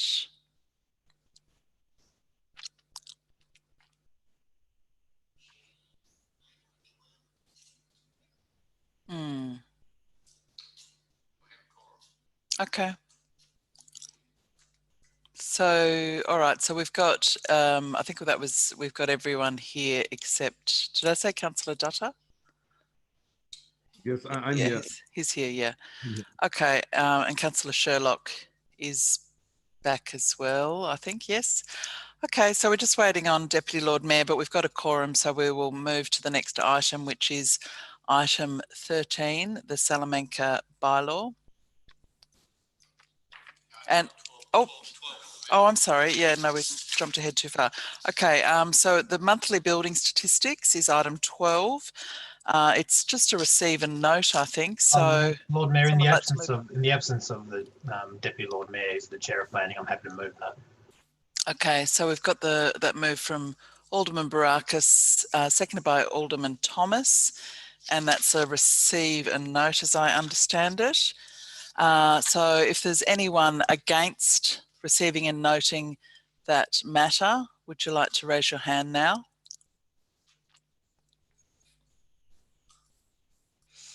Okay, I can't see any raised hands, so that has passed unanimously. Okay, now we will move on to item number 13, which is part of the Community Culture and Events Committee. That's chaired by Councillor Sherlock, and I'll invite Councillor Sherlock to move this motion. Yes, thank you very much, Lord Mayor. Before I move the motion, I'll just give you a bit of an introduction. The Council endorsed the Salamanca Market bylaw to be released for stakeholder engagement in April. The informal consultation process has now been undertaken. One submission was received from a stallholder and considered by Council officers. This did not result in any changes to the draft bylaw. If Council passes a formal resolution about its intention to make a bylaw tonight, a regulatory impact statement will be submitted to the Director of Local Government. A formal 3-week consultation period will then commence with stallholders, interested parties and members of the public. The intention to make a bylaw will also be advised to the Mercury's notices, and Council will be advised if any submissions are received from the formal consultation process. It is anticipated that the process will be completed in August 2020, and I'd just like to put the motion. Thank you, Lord Mayor. Thank you, Councillor Sherlock. That's been seconded by Councillor Ewan.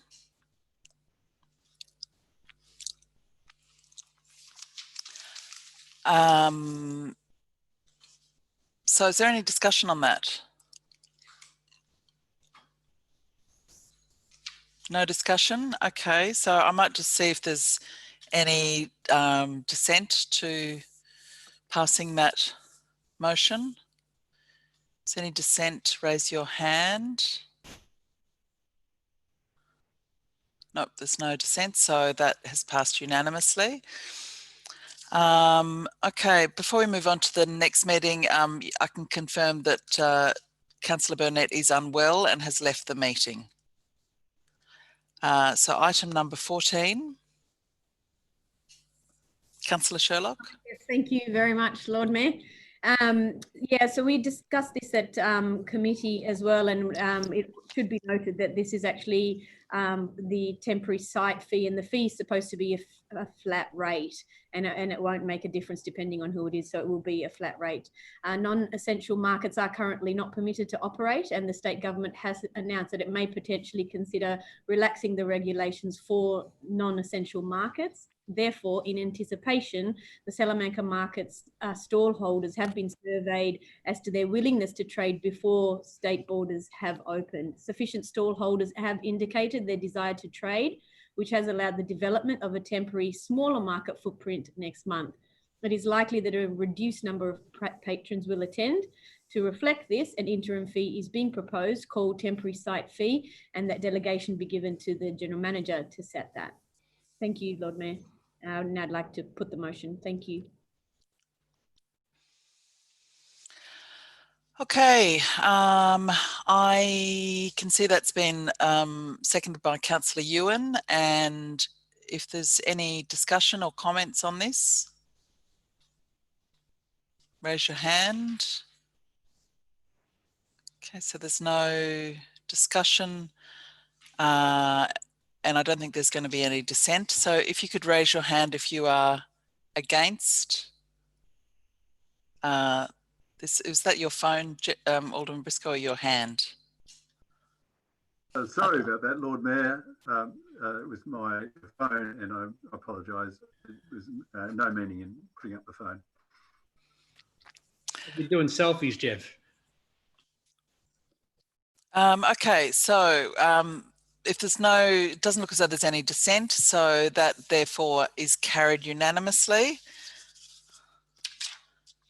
All right, so we're now moving on to item 15, which is the Finance and Governance Committee Community Support Package.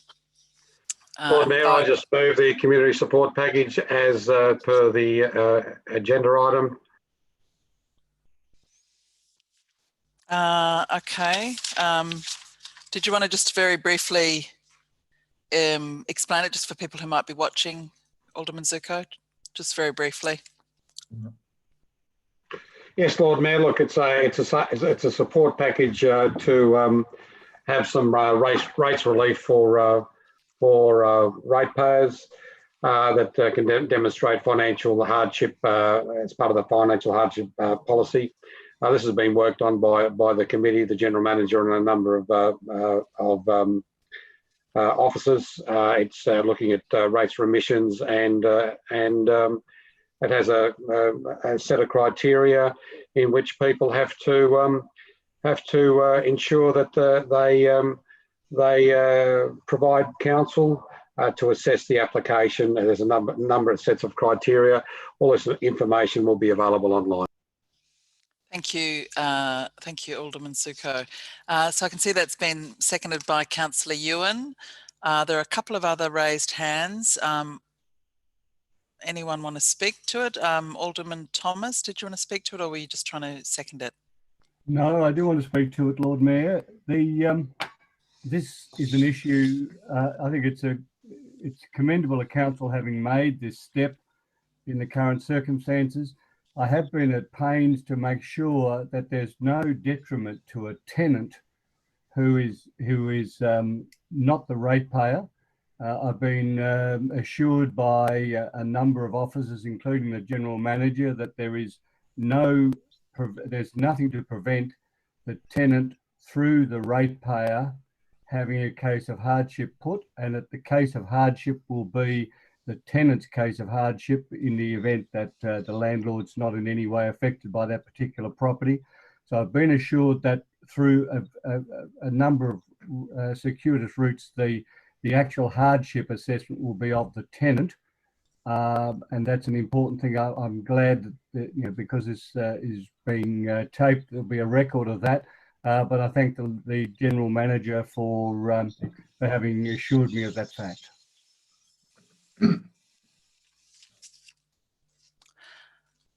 Okay, thanks, Alderman Thomas. Is there any further discussion on this this matter?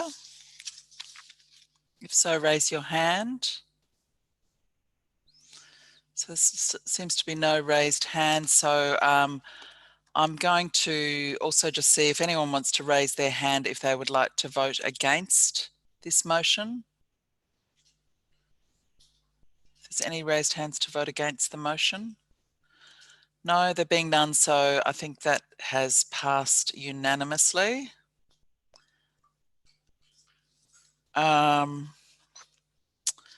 Okay, so we're up to item number 16, working with vulnerable people registration. I'll invite Alderman Zurko to move this motion. Yes, Lord Mayor, I'll move the motion. This is basically for elected members to provide an opportunity to obtain a working with vulnerable children registration, and I so move. That's been seconded by Councillor Sherlock. Is there any discussion on this? Just very briefly. Councillor, oh, so yes, Alderman Briscoe. Look, I think I might have been responsible for this because it seemed like a number of us were doing tours with school children through the town hall, and I pointed out to the General Manager that in fact that would come under the legislation with working with children. So working with children would require working with vulnerable children registration. So it's a little bit of paperwork involved, but at least then we'll all be quite legal in doing it.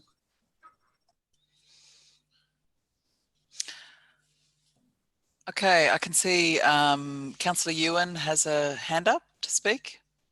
Yeah, thank you. Just have a question through you to the director. So will this be a requirement or just an opt-in basis? And will members who don't have a working with vulnerable people card be not allowed to attend events and venues where children and other vulnerable people will be present?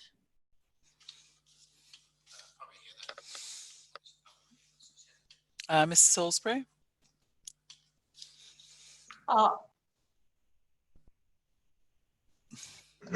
Mayor, it was proposed as an opt-in with the council picking up the cost given that it was seen as a desirable thing to do.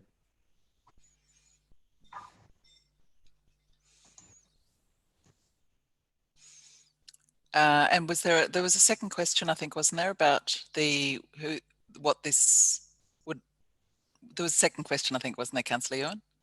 Yeah, just I guess if there were any ramifications for those of us who may not get the card check. Lord Mayor, not that we could see, it wasn't the intent that elected members had to have one to attend the normal council events. I guess there is always something, the potential down the track that there might be something that you would require it for, but not that we could see at this point in time.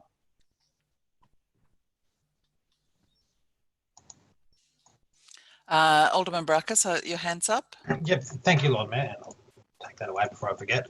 I will be supporting this. I think it's a good initiative. I am glad that Councillor Ewan asked those questions because I've got a few that are along a similar line. Given that we're not really going to be doing much in the immediate future, I suppose that there are a few people in the chamber, the virtual chamber, that already have these working with children credentials. How long do they last for, and what cost are they to get? Because it might be something, I suppose, to pursue later on rather than right now, given the cost factor as well as the fact that they're not really necessary right now. So if they're only valid for a year, it might be worth just leaving until things start going back to normal, so to speak. But it was more just a general inquiry on that. I may be able to assist there, Lord Mayor. Yeah, sure, Alderman Briscoe.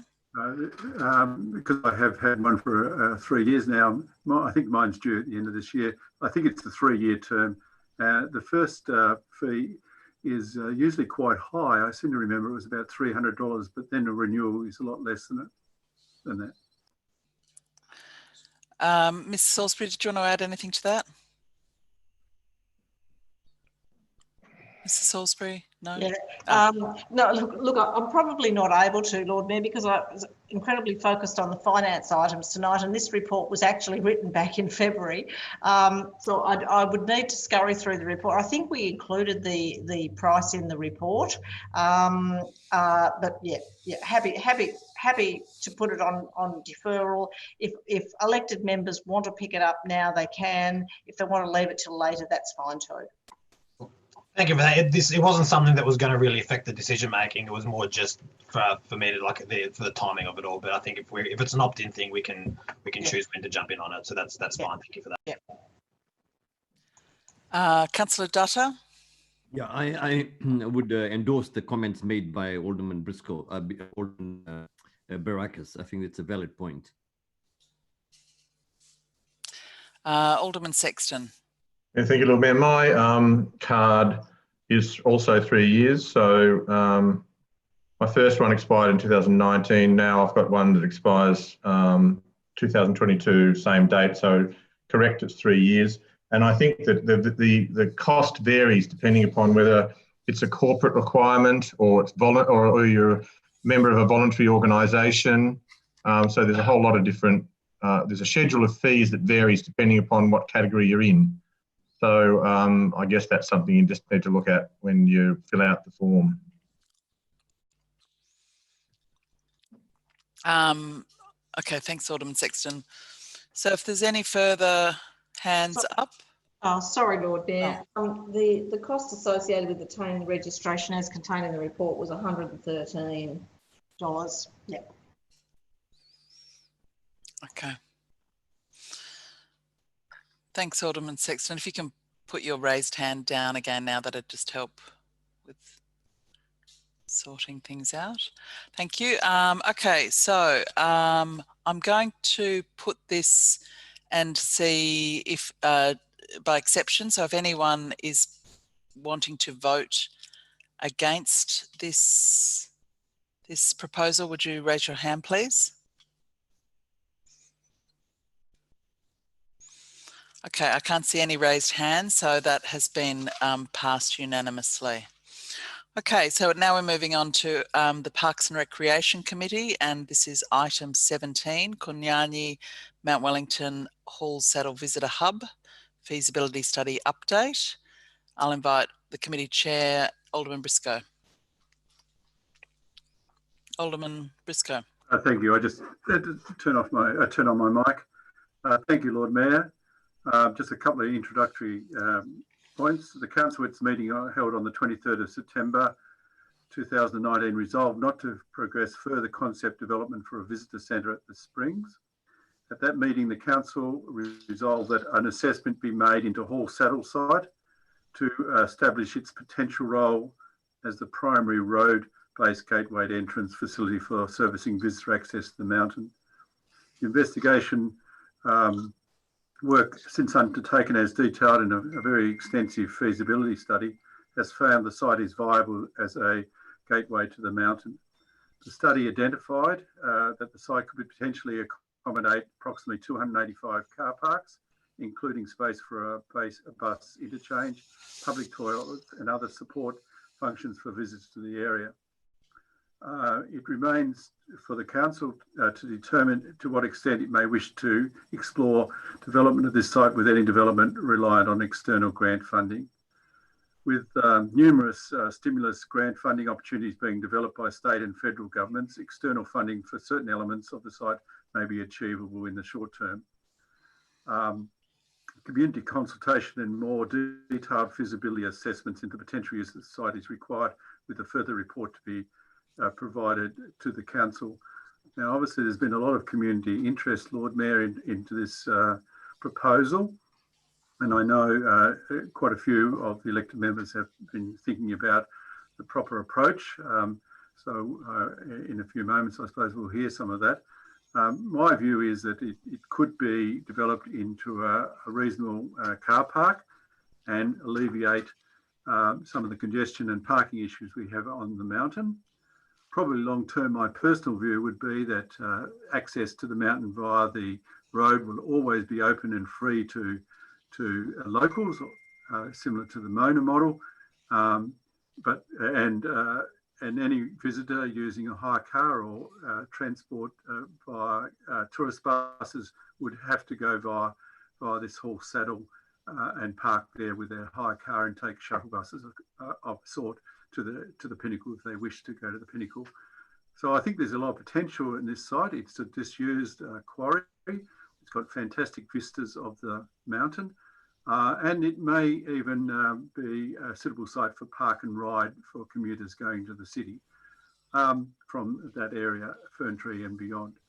So whilst I did support this motion at committee, I am of the view that we may have to do some modification of this motion, and I'll be interested to hear the views of other elected members. So I've got the second hand is Alderman Thomas. Did you want to second this motion, Alderman Thomas? No, I'm actually moving foreshadowing an alternative. Okay, motion. I need a seconder first, Alderman Thomas. I second. Seconded by Councillor Dutta. Okay, so Alderman Thomas, you wanted to Yes, speak? I'll simply at this stage.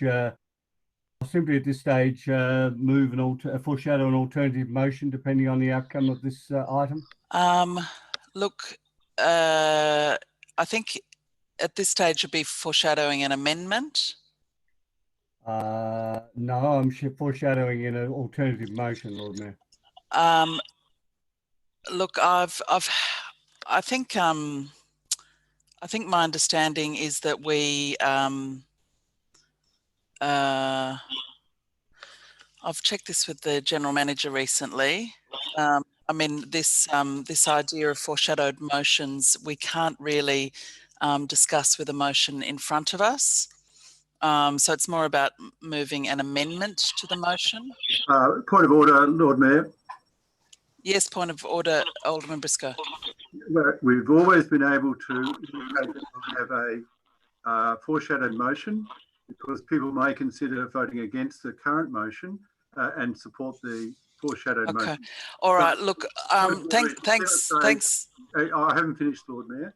I've taken your point of order. Thanks, Alderman Briscoe. Point of order? I'm happy to take your point of order that this is that foreshadowed motions are something that we can do, but I do feel, in fairness to the meeting, that it is important that we see the foreshadowed motion, whether that can be shared. If you're going to speak to it, Alderman Thomas. I'm comfortable with that occurring, Lord Mayor. Okay. So we've got the General Manager's just providing some advice. I don't know about advice, Lord Mayor, but I'm happy to give some guidance. It seems as though what Alderman Thomas has put up before us, Lord Mayor, is he's foreshadowing a procedural motion. That's fine. I just need to seek clarification through you, Lord Mayor, to Alderman Thomas. Are you saying, Alderman Thomas, that you're happy to let the debate continue for a while, but you're foreshadowing that you may have a procedural motion at a point during the debate? General Manager, through you, Lord Mayor. General Manager, procedural motion potentially, but the reality is I've got conditions attached to it, so it may be preferable to run it as an alternative motion. I actually think once it's explained, Lord Mayor, there may be some fairly strong support for it. It is a common sense council after all, and this is a common sense idea. Lord Mayor, without wishing to enter into the debate, it's fairly clear to me that it is calling for a deferral with conditions. I accept that, but effectively it is a procedural motion because it is calling for that deferral. So that does invoke, Lord Mayor. That does invoke the provisions in the Act, Lord Mayor. What's the point of order, Alderman Zuko? I don't believe that Alderman Thomas is moving a procedural motion. The way I've taken it, and we've done this many times, there's a motion on the books which can be debated and should be debated. I've got no problem with that. All that Alderman Thomas is doing, as far as I'm concerned, is moving a foreshadowed motion should the current motion be lost. It's not a deferral motion. And in no way known can we not debate the original motion as been put? So we'll just get on with debating the motion that we've got.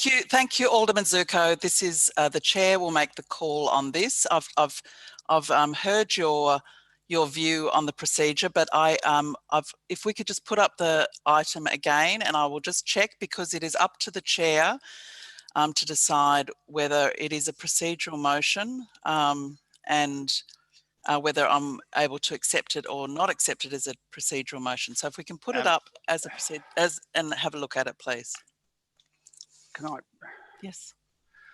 Lord Mayor, it's not a motion, it's a foreshadowed procedural motion. It's not a motion before you unless it's moved and seconded.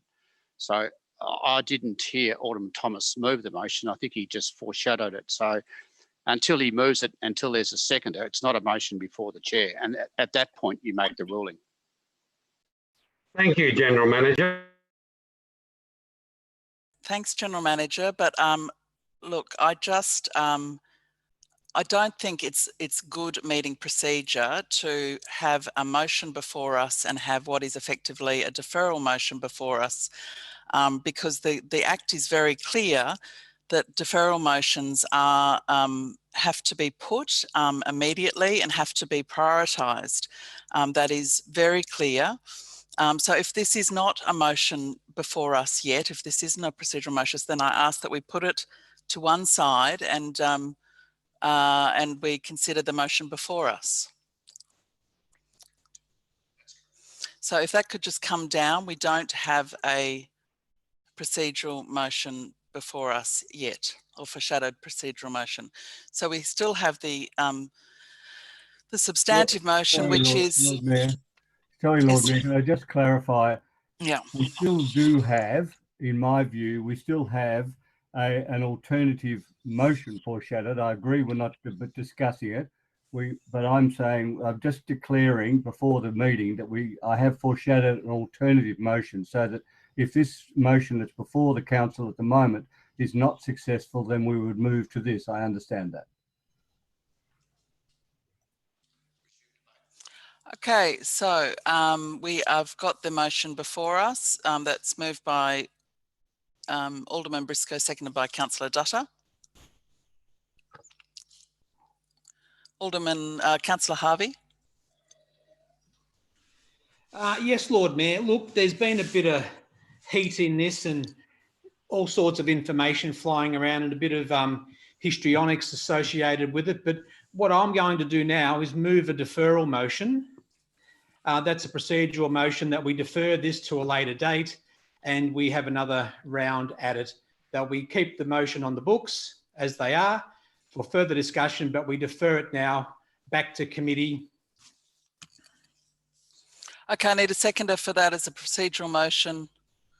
I need a seconder. I've got a lot of hands up. Is that Councillor Sherlock? You're seconding it? Okay. Yes. So that is a procedural motion. So I will put that has to take precedence under the Local Government Act meeting procedure regulations. I will put that all those, actually what I'll do is I'll go down the list. All those in favour. Oh, sorry, I'll see if anyone wants to raise their hands against that procedural motion. Against. Against. I've got a couple. Okay, no worries. So Alderman Zuko, how do you vote? Against, Lord Mayor. Alderman Briscoe. Alderman Briscoe, can't hear you. Against. Alderman Sexton. Against.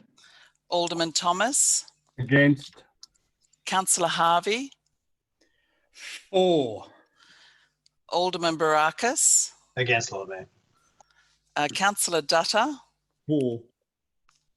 Councillor Ewan. For. Councillor Sherlock. For. Councillor Coates. Against. And I think I will vote against deferral.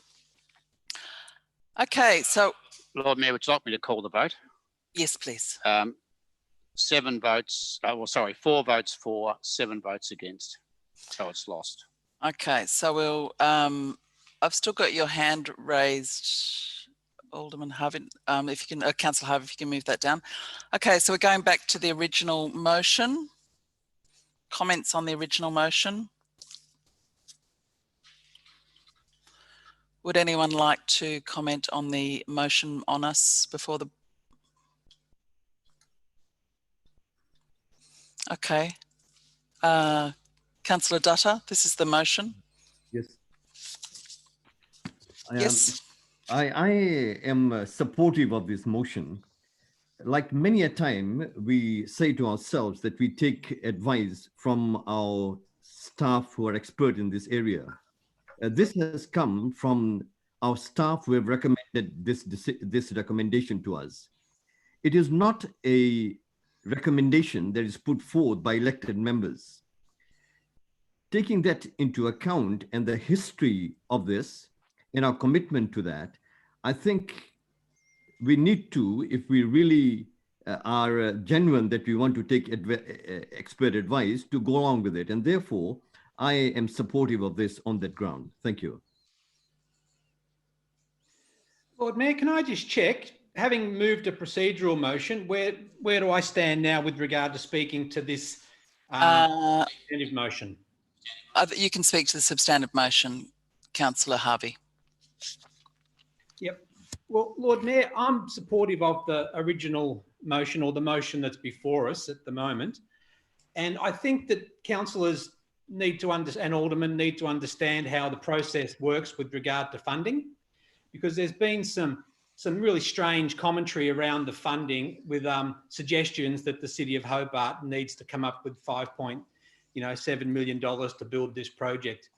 That's not the case. As has been said right from the very start, and as is in the report, that we will be seeking funding for this proposal. And those who have had conversations with Infrastructure Australia or know how they work, there's no point taking anything to Infrastructure Australia or to other funding sources unless you actually have a project that's fully formed, that's fully developed, that is shovel ready. Otherwise, they just laugh at you and you've got no chance of getting funding. So that's a fact of the matter. So already we've spent $60,000 or $60,000 to date on this project, which came via the offices as a response to the limitations of the Springs site. So I think that's clear to everybody. There's limitations at the Springs. We needed to find an alternative. So the officers came back to us with an alternative. We agreed for them to go out and look at an alternative and to come back with some suggestions, and they have done that, and they've done it very well. So we've got a very good report that suggests we should be continuing to look at the Hall Saddle area. So what will it cost us? It'll cost us nothing extra. We have $40,000 already banked towards this project. So there's no extra costs. Part of this process is to go out for engagement. So we will ask the community what they would like to see on the site. But you don't go out to the community and say, do you want a car park? You'd go out to the community and say, would you like to consider all these alternatives for the site? So that makes really good sense. So the officers are correct in coming to us with a fully formed idea. But in order to get funding, as I've said, we need to have a shovel-ready project. So potentially with the next $40,000, or the money that's still to be spent on this project of $40,000, we have the potential to form this project into something that's shovel-ready and could give us access to the funds to produce this project. So I don't understand what's wrong with that. We have the funding, we have an in-house group of in-house workforce that will do all the work. So I just don't get why there's so much, desire to turn this just into a car park rather than have a functioning centre that could alleviate the traffic problems we have at Ferntree. If you've been up to Ferntree on the weekend, you'll see that there's cars everywhere. Parking is at a premium in Ferntree. This car park can also service that part of Ferntree as well. It'll service the whole area. It could be the starting point and the finishing point for all sorts of activities on the mountain. So to try and turn it into something else, or just argue that it should only be a car park, I don't quite get that. But I think it should go forward the way it is. Hopefully there's some common sense around the table tonight that support the officers' good work and the recommendations we have before us. So I commend the work of the officers, the effort they've put into this. There still needs to be some more work done. We have the resources to continue this project. So let's keep going. There's no need to pull the rug out from under it or turn it into something else. Let's just keep going with what we've got on the books tonight. So, I encourage people to just have a bit of sense and continue the journey to work out what the potential is of Hall Saddle. Further discussion? Is there any further discussion on the substantive motion on the books before us?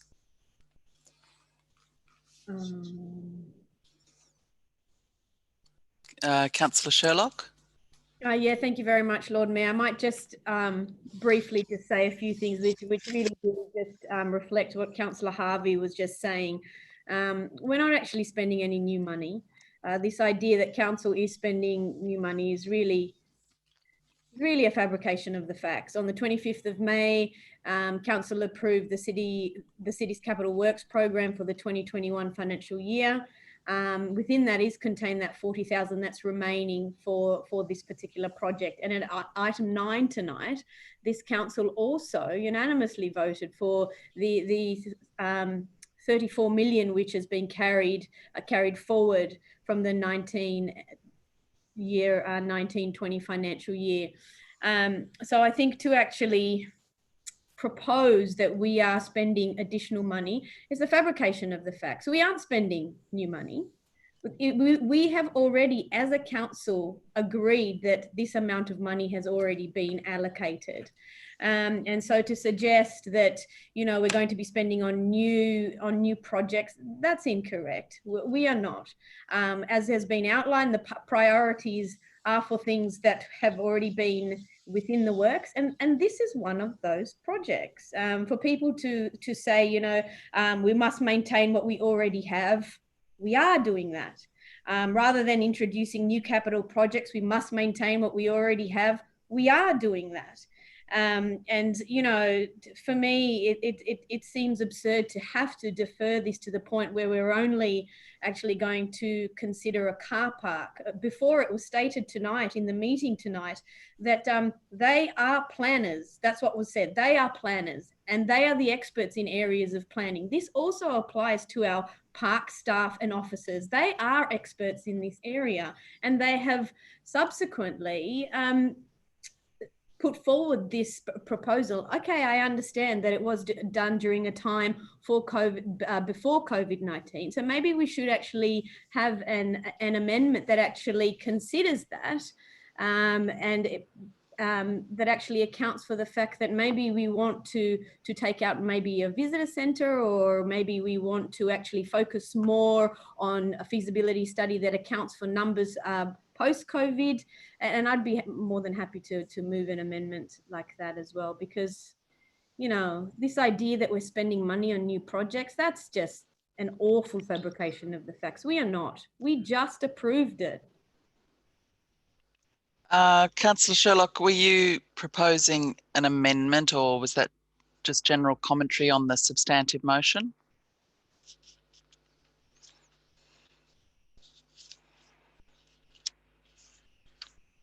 Oh, you need to unmute, Councillor Sherlock.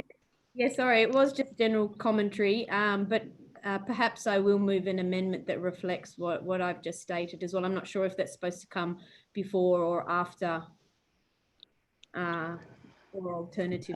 You'd need to. Yeah. Yeah, if you want to move it now and get it seconded, that we can consider that now. There's probably, otherwise we'll be putting the substantive motion as it is pretty soon, I think. Okay, yeah, I'll move the amendment then. Thank you, Lord Mayor.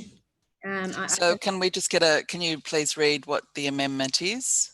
Actually, I think maybe Paul or Craig may be able to put it up. Okay, so we have an amendment before us on the substantive motion. It's moved by Councillor Sherlock. I'd need a seconder for that.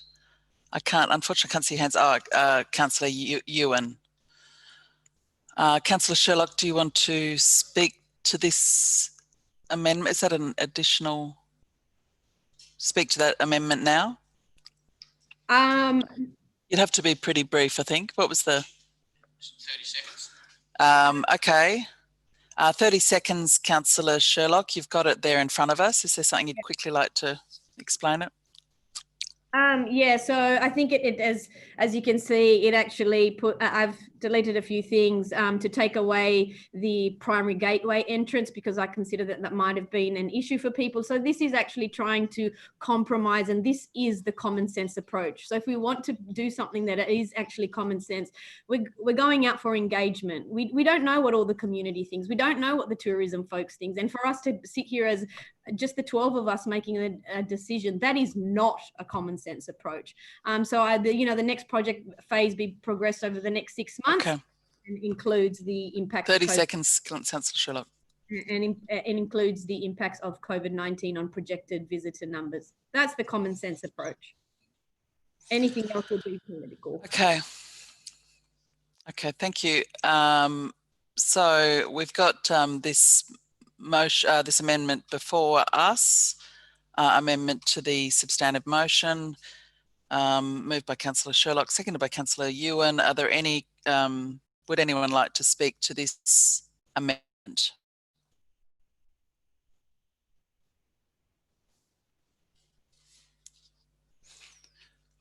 Councillor Harvey.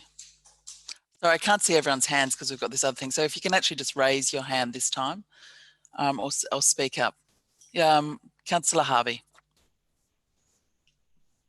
Yeah, thanks, Lord Mayor, and thanks, Councillor Sherlock. I appreciate the amendment. I think the part at the bottom in 3.3 that we include an understanding of the impacts of COVID-19 on projected visitor numbers.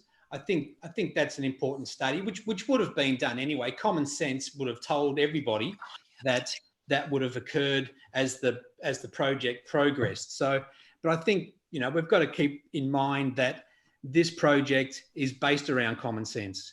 It's not based around politics. It's not based around the histrionics of trying to work it into something it's not.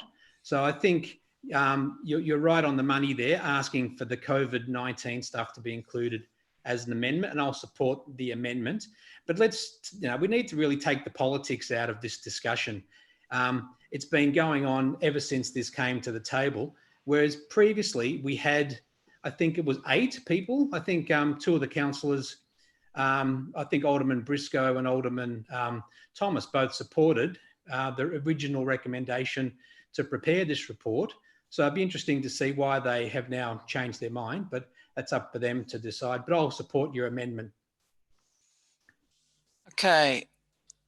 Further discussion on the amendment from Councillor Sherlock. Any further discussion? I can't see people's hands, unfortunately, so if you did want to raise your hand, please do it physically. Okay, so we've got no comments from anyone, so I will make a few comments. I am supportive of this amendment. It seems to deal with some of the issues that might have been raised in the commentary that has occurred. I do really want to, as part of this discussion, just to remind everyone about the facts that are in front of us. That is that this was identified by our professional park planners as a strategic and sensible location for focusing future visitor infrastructure on the mountain.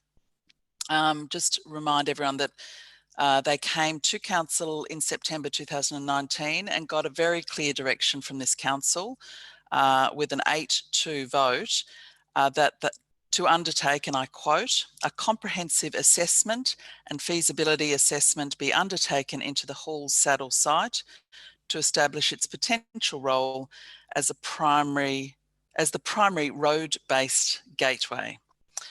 They did, I also note that they then went and did the work. They spent some of the budget that was approved and they reported up to us in June, not in February 2020 as had been expected. I have noted some of the negative commentary about this proposal suggesting that council is being political in putting forward this proposal, and I would like to use this opportunity to state that in no uncertain terms is this commentary accurate, and I do believe it brings the organisation into disrepute. Another point to note is that the recommendation, I think it has been raised, the recommendation is not the start, is the next stage of a process. It's not the end of a process. The process is expected, it says here, to last at least the next 6 months. But if we were to do even further work in terms of planning approvals or seeking funding, this is a project that is going to be 2 or 3 years in the gestation. I am concerned that if we cut off the discussion on this now, we are cutting off an opportunity for people, the people in the Hobart community and beyond, to have a proper chance to discuss this project. So I do think it is incumbent on us and good governance to follow through. We made a decision only in September last year to follow through with that, and to unless there was sort of really genuine reasons to halt the process, and I haven't yet heard those. It is important that we give the community and stakeholders the proper chance to consider this proposal, discuss it, shape it, throw out some things they don't like, include some things they do like. Look, I have also noticed a bit of commentary around that we should defer this until a private development application is resolved. And I just want to point out that the current private development proposal that we do, there is a DA lodged. That DA was actually lodged with the council in June of 2019. So the DA was lodged then. And so when we originally looked at this proposal by our professional park planners, that DA was with us at that stage anyway. And, I think the council doing this work follows the very fine tradition of this city and its ratepayers being the main managers and custodians of the mountain. In fact, in the last decade, we've spent $10 million on visitor infrastructure, and it's pretty hard to identify much funding that's come from state or federal for any sort of visitor infrastructure, whether that's helping us with the road management, whether that's with some of the track projects. I think there's been just a couple of small grants, but the City Council's contributions have really dwarfed that. We have spent about $5.4 million just in the last few years, and that's because the mountain has become Tasmania's most highly visited natural site. Over 500,000 people are now visiting the site, which again is well beyond anything you'd see at Cradle Mountain or Freycinet. And so it's really important that we are thinking ahead about visitor infrastructure, and there's no better time than to do the planning than when we're in a stage where we're not being overrun with tourists. It does allow us to actually do that work sensibly. So thanks for Councillor Sherlock. That's why I will be supporting your amendment. Okay. I don't think Councillor Sherlock, you don't need to sum up, does she? No. Okay, so I'll put Councillor Sherlock's amendment. All those, I'll go around and see if you're in favour. So Alderman Zuko, how do you vote? Against. Alderman Briscoe? Against this amendment. What was that, sorry? Against this amendment. Alderman Sexton? Against. Alderman Thomas? Against. Councillor Harvey? Councillor Harvey? For. Alderman Barakis? Against, Lord Mayor. Councillor Dutta? For. Councillor Ewan. For. Councillor Sherlock. For. Councillor Coates. Against. And I'll vote for. So the amendment's lost, Lord Mayor, 5 votes to 6. Okay, so now we'll go back to the substantive motion and see if anyone would like to speak to this. We've got, I think I've had Alderman Harvey and Councillor Dutta have spoken to it, and also Alderman Briscoe. Any further discussion? I think I have an opportunity to sum up briefly. Yeah, I'm just seeing if anyone else wants to comment on the substantive motion. Doesn't look like it. So Alderman Briscoe. Just very quickly, Lord Mayor, it is disappointing that elected members or some elected members have used certain language, which is things like fabrication of facts. We don't ever accuse each other of fabricating facts. I hope that in future, Lord Mayor, you'll rule against elected members mentioning things Point like of order. Sorry, I've got a point of order from Councillor Dutta. Yes. The point of order is that it's not addressing the motion. It's not the comments that you need to address. You need to address what the motion is. I think Alderman Briscoe was summarising what he heard in the debate and making some comments. So I won't accept the point of order, but I do note that if people have concerns about people making comments, the point of order is open to them during the debate, and encourage people to raise their concern at the time if they have one. That's what summing up is, Lord Mayor. Thank you, Lord Mayor. Can I continue? Yes. Mentioning the commentary that has been commentary that you started outside the order of the committee. You started the commentary, and it's sad that you started the commentary a week before the Parks meeting even had considered that motion. Good governance means that we have a committee structure, and from the committee structure, then we could have had more informed debate about this.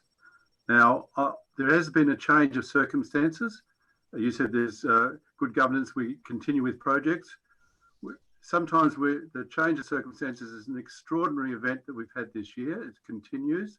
And I think we've got to be mindful that we should be working in partnership with the state and federal governments if we do projects that will help the economy, help access to the mountain. So I don't believe we should roll on all projects without the cooperation of the state and federal government, which will be the source of funding for things like Hall Saddle. I support the concept of Hall Saddle being a point, as I said earlier, for traffic management and parking management of our very popular, during normal times, very popular mountain. However, we have to take account of the circumstances we're in, and normal circumstances, I'd be wholeheartedly supporting this motion, but I'm forced, because of circumstances, not to support this motion. Okay, so we're putting the substantive motion put by Alderman Briscoe, seconded by Councillor Thomas, is it? No, Dutta, sorry. Dutta, I'll go around and see how you're voting on the substantive motion. Alderman Zuko? Vote against, Lord Mayor. Alderman Briscoe? I can't hear you, Alderman Briscoe. Against, Lord Mayor. Alderman Sexton? Against. Alderman Thomas? Against. Councillor Harvey? What was that, sorry? For. Alderman Barakis? Against, Lord Mayor. Councillor Dutta? For. Councillor Ewan? Sorry, mute function. 4. Sorry, Glenn. Councillor Sherlock? 4. Councillor Coates? Against. And I'll vote for the substantive motion. So, Lord Mayor, the substantive motion is lost, 5 votes to 6. Okay. Foreshadowed. So we have a foreshadowed motion that is in writing. If we could just have that up on the screen, and we'll just leave a few minutes for people to read this, because I don't think this has been circulated to people prior to this.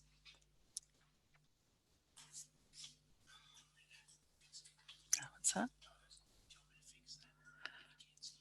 Oh, okay, sure.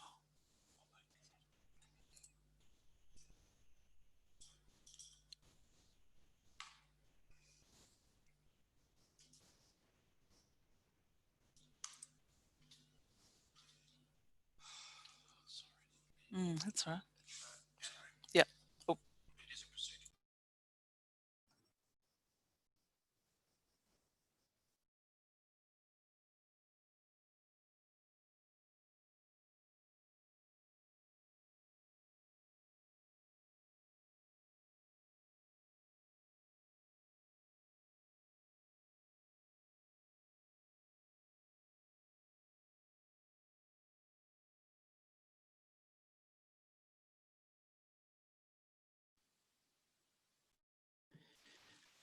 Lord Mayor, this is not a procedural motion, is it? Lord Mayor, would you care for me to provide advice on that? Thank you. It is a procedural motion, irrespective of parts 1, 2 and 3. It does call up a deferral. Okay, so we can't comment. So it is a procedural motion, and it needs a seconder. So I have it moved by Alderman Thomas, and it needs a seconder. If someone would like, I can't see your hands. Second, Lord Mayor. Lord Mayor, I'll put my hand up to second. I've just got a question for the General Manager. Sorry, point of order. Sorry, I don't. Procedural. Well, it's a question to the nature of the motion, the procedural. No, I'm sorry. It's my decision. Thank you, Alderman Brackus. It's seconded by Councillor Sherlock. I think. Oh, I seconded. Well, I saw Councillor Sherlock's hand before I saw your hand. I'm sorry. You used your voice. I actually called it before even Baracus spoke. Okay. Look, I've made the call. It's my hand up as well before. All right. Thank you. I'm glad it's popular. Okay, so we have a procedural motion. As a procedural motion, I can either accept it or reject it, and that is the call of the chair that cannot be questioned. The ruling is final. I will accept this procedural motion, and I will put it immediately and call you to say whether you vote for it or against it. Just a point of clarification, Lord Mayor. Yes. Is it okay for others to put amendments to this particular procedural motion? No, it's a procedural motion, so we just have to put it as is. Yeah. Okay, so I'll go around and see how you vote. Alderman Zuko. For. Alderman Briscoe.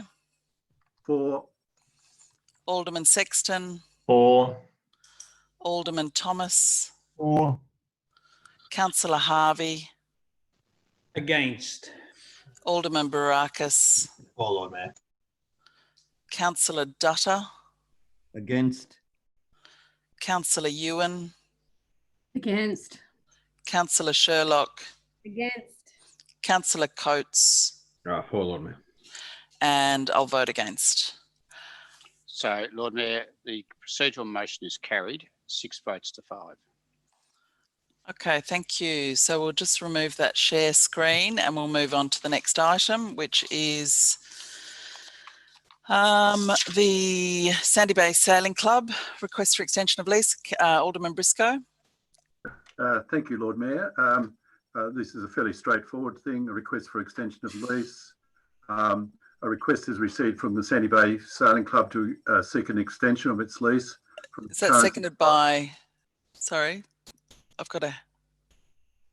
It was me, Lord Mayor. Thank you. If everyone can remove their hands now, please. Okay, I hadn't actually moved the motion, but anyway, I'll move the motion, and now you've received a second prior to me moving the motion.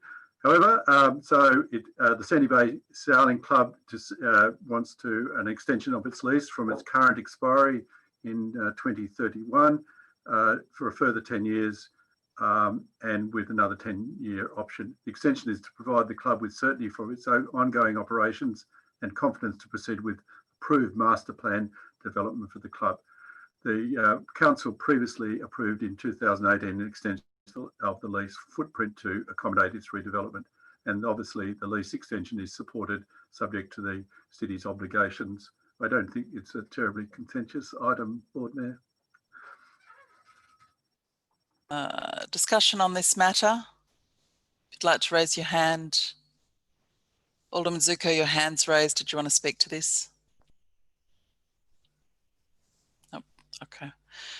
So it looks as though there's no hands raised. Therefore, I'm just going to see whether it's if there's any dissent to this motion. If you don't want to support this motion, please raise your hand. Okay, so there's no hands raised, so that item is being passed unanimously. Item 19, Derwent City Bowls Club. Alderman Briscoe. Thank you, Lord Mayor. Again, I move the motion that's on the books. Seconded by Councillor Sherlock. The Derwent City Bowls Club has requested a 20-year lease renewal over its city-owned club rooms and bowling greens in North Hobart. The club has held a lease over the premises since the 1920s after moving from the TCA ground. It is proposed to offer the club a new 10-year lease with a further option for 10 years.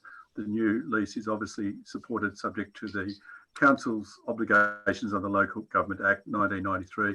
And like the previous item, I don't think there's anything contentious about this item. Further discussion? Does anyone like to have a comment on this?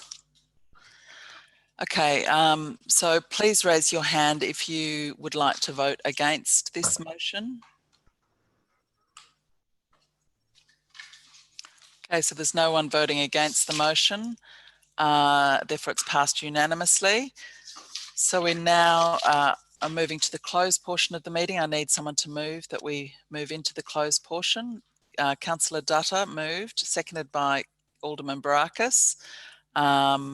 Is there anyone dissenting against moving into the closed? Please raise your hand. Okay, no one's dissenting, so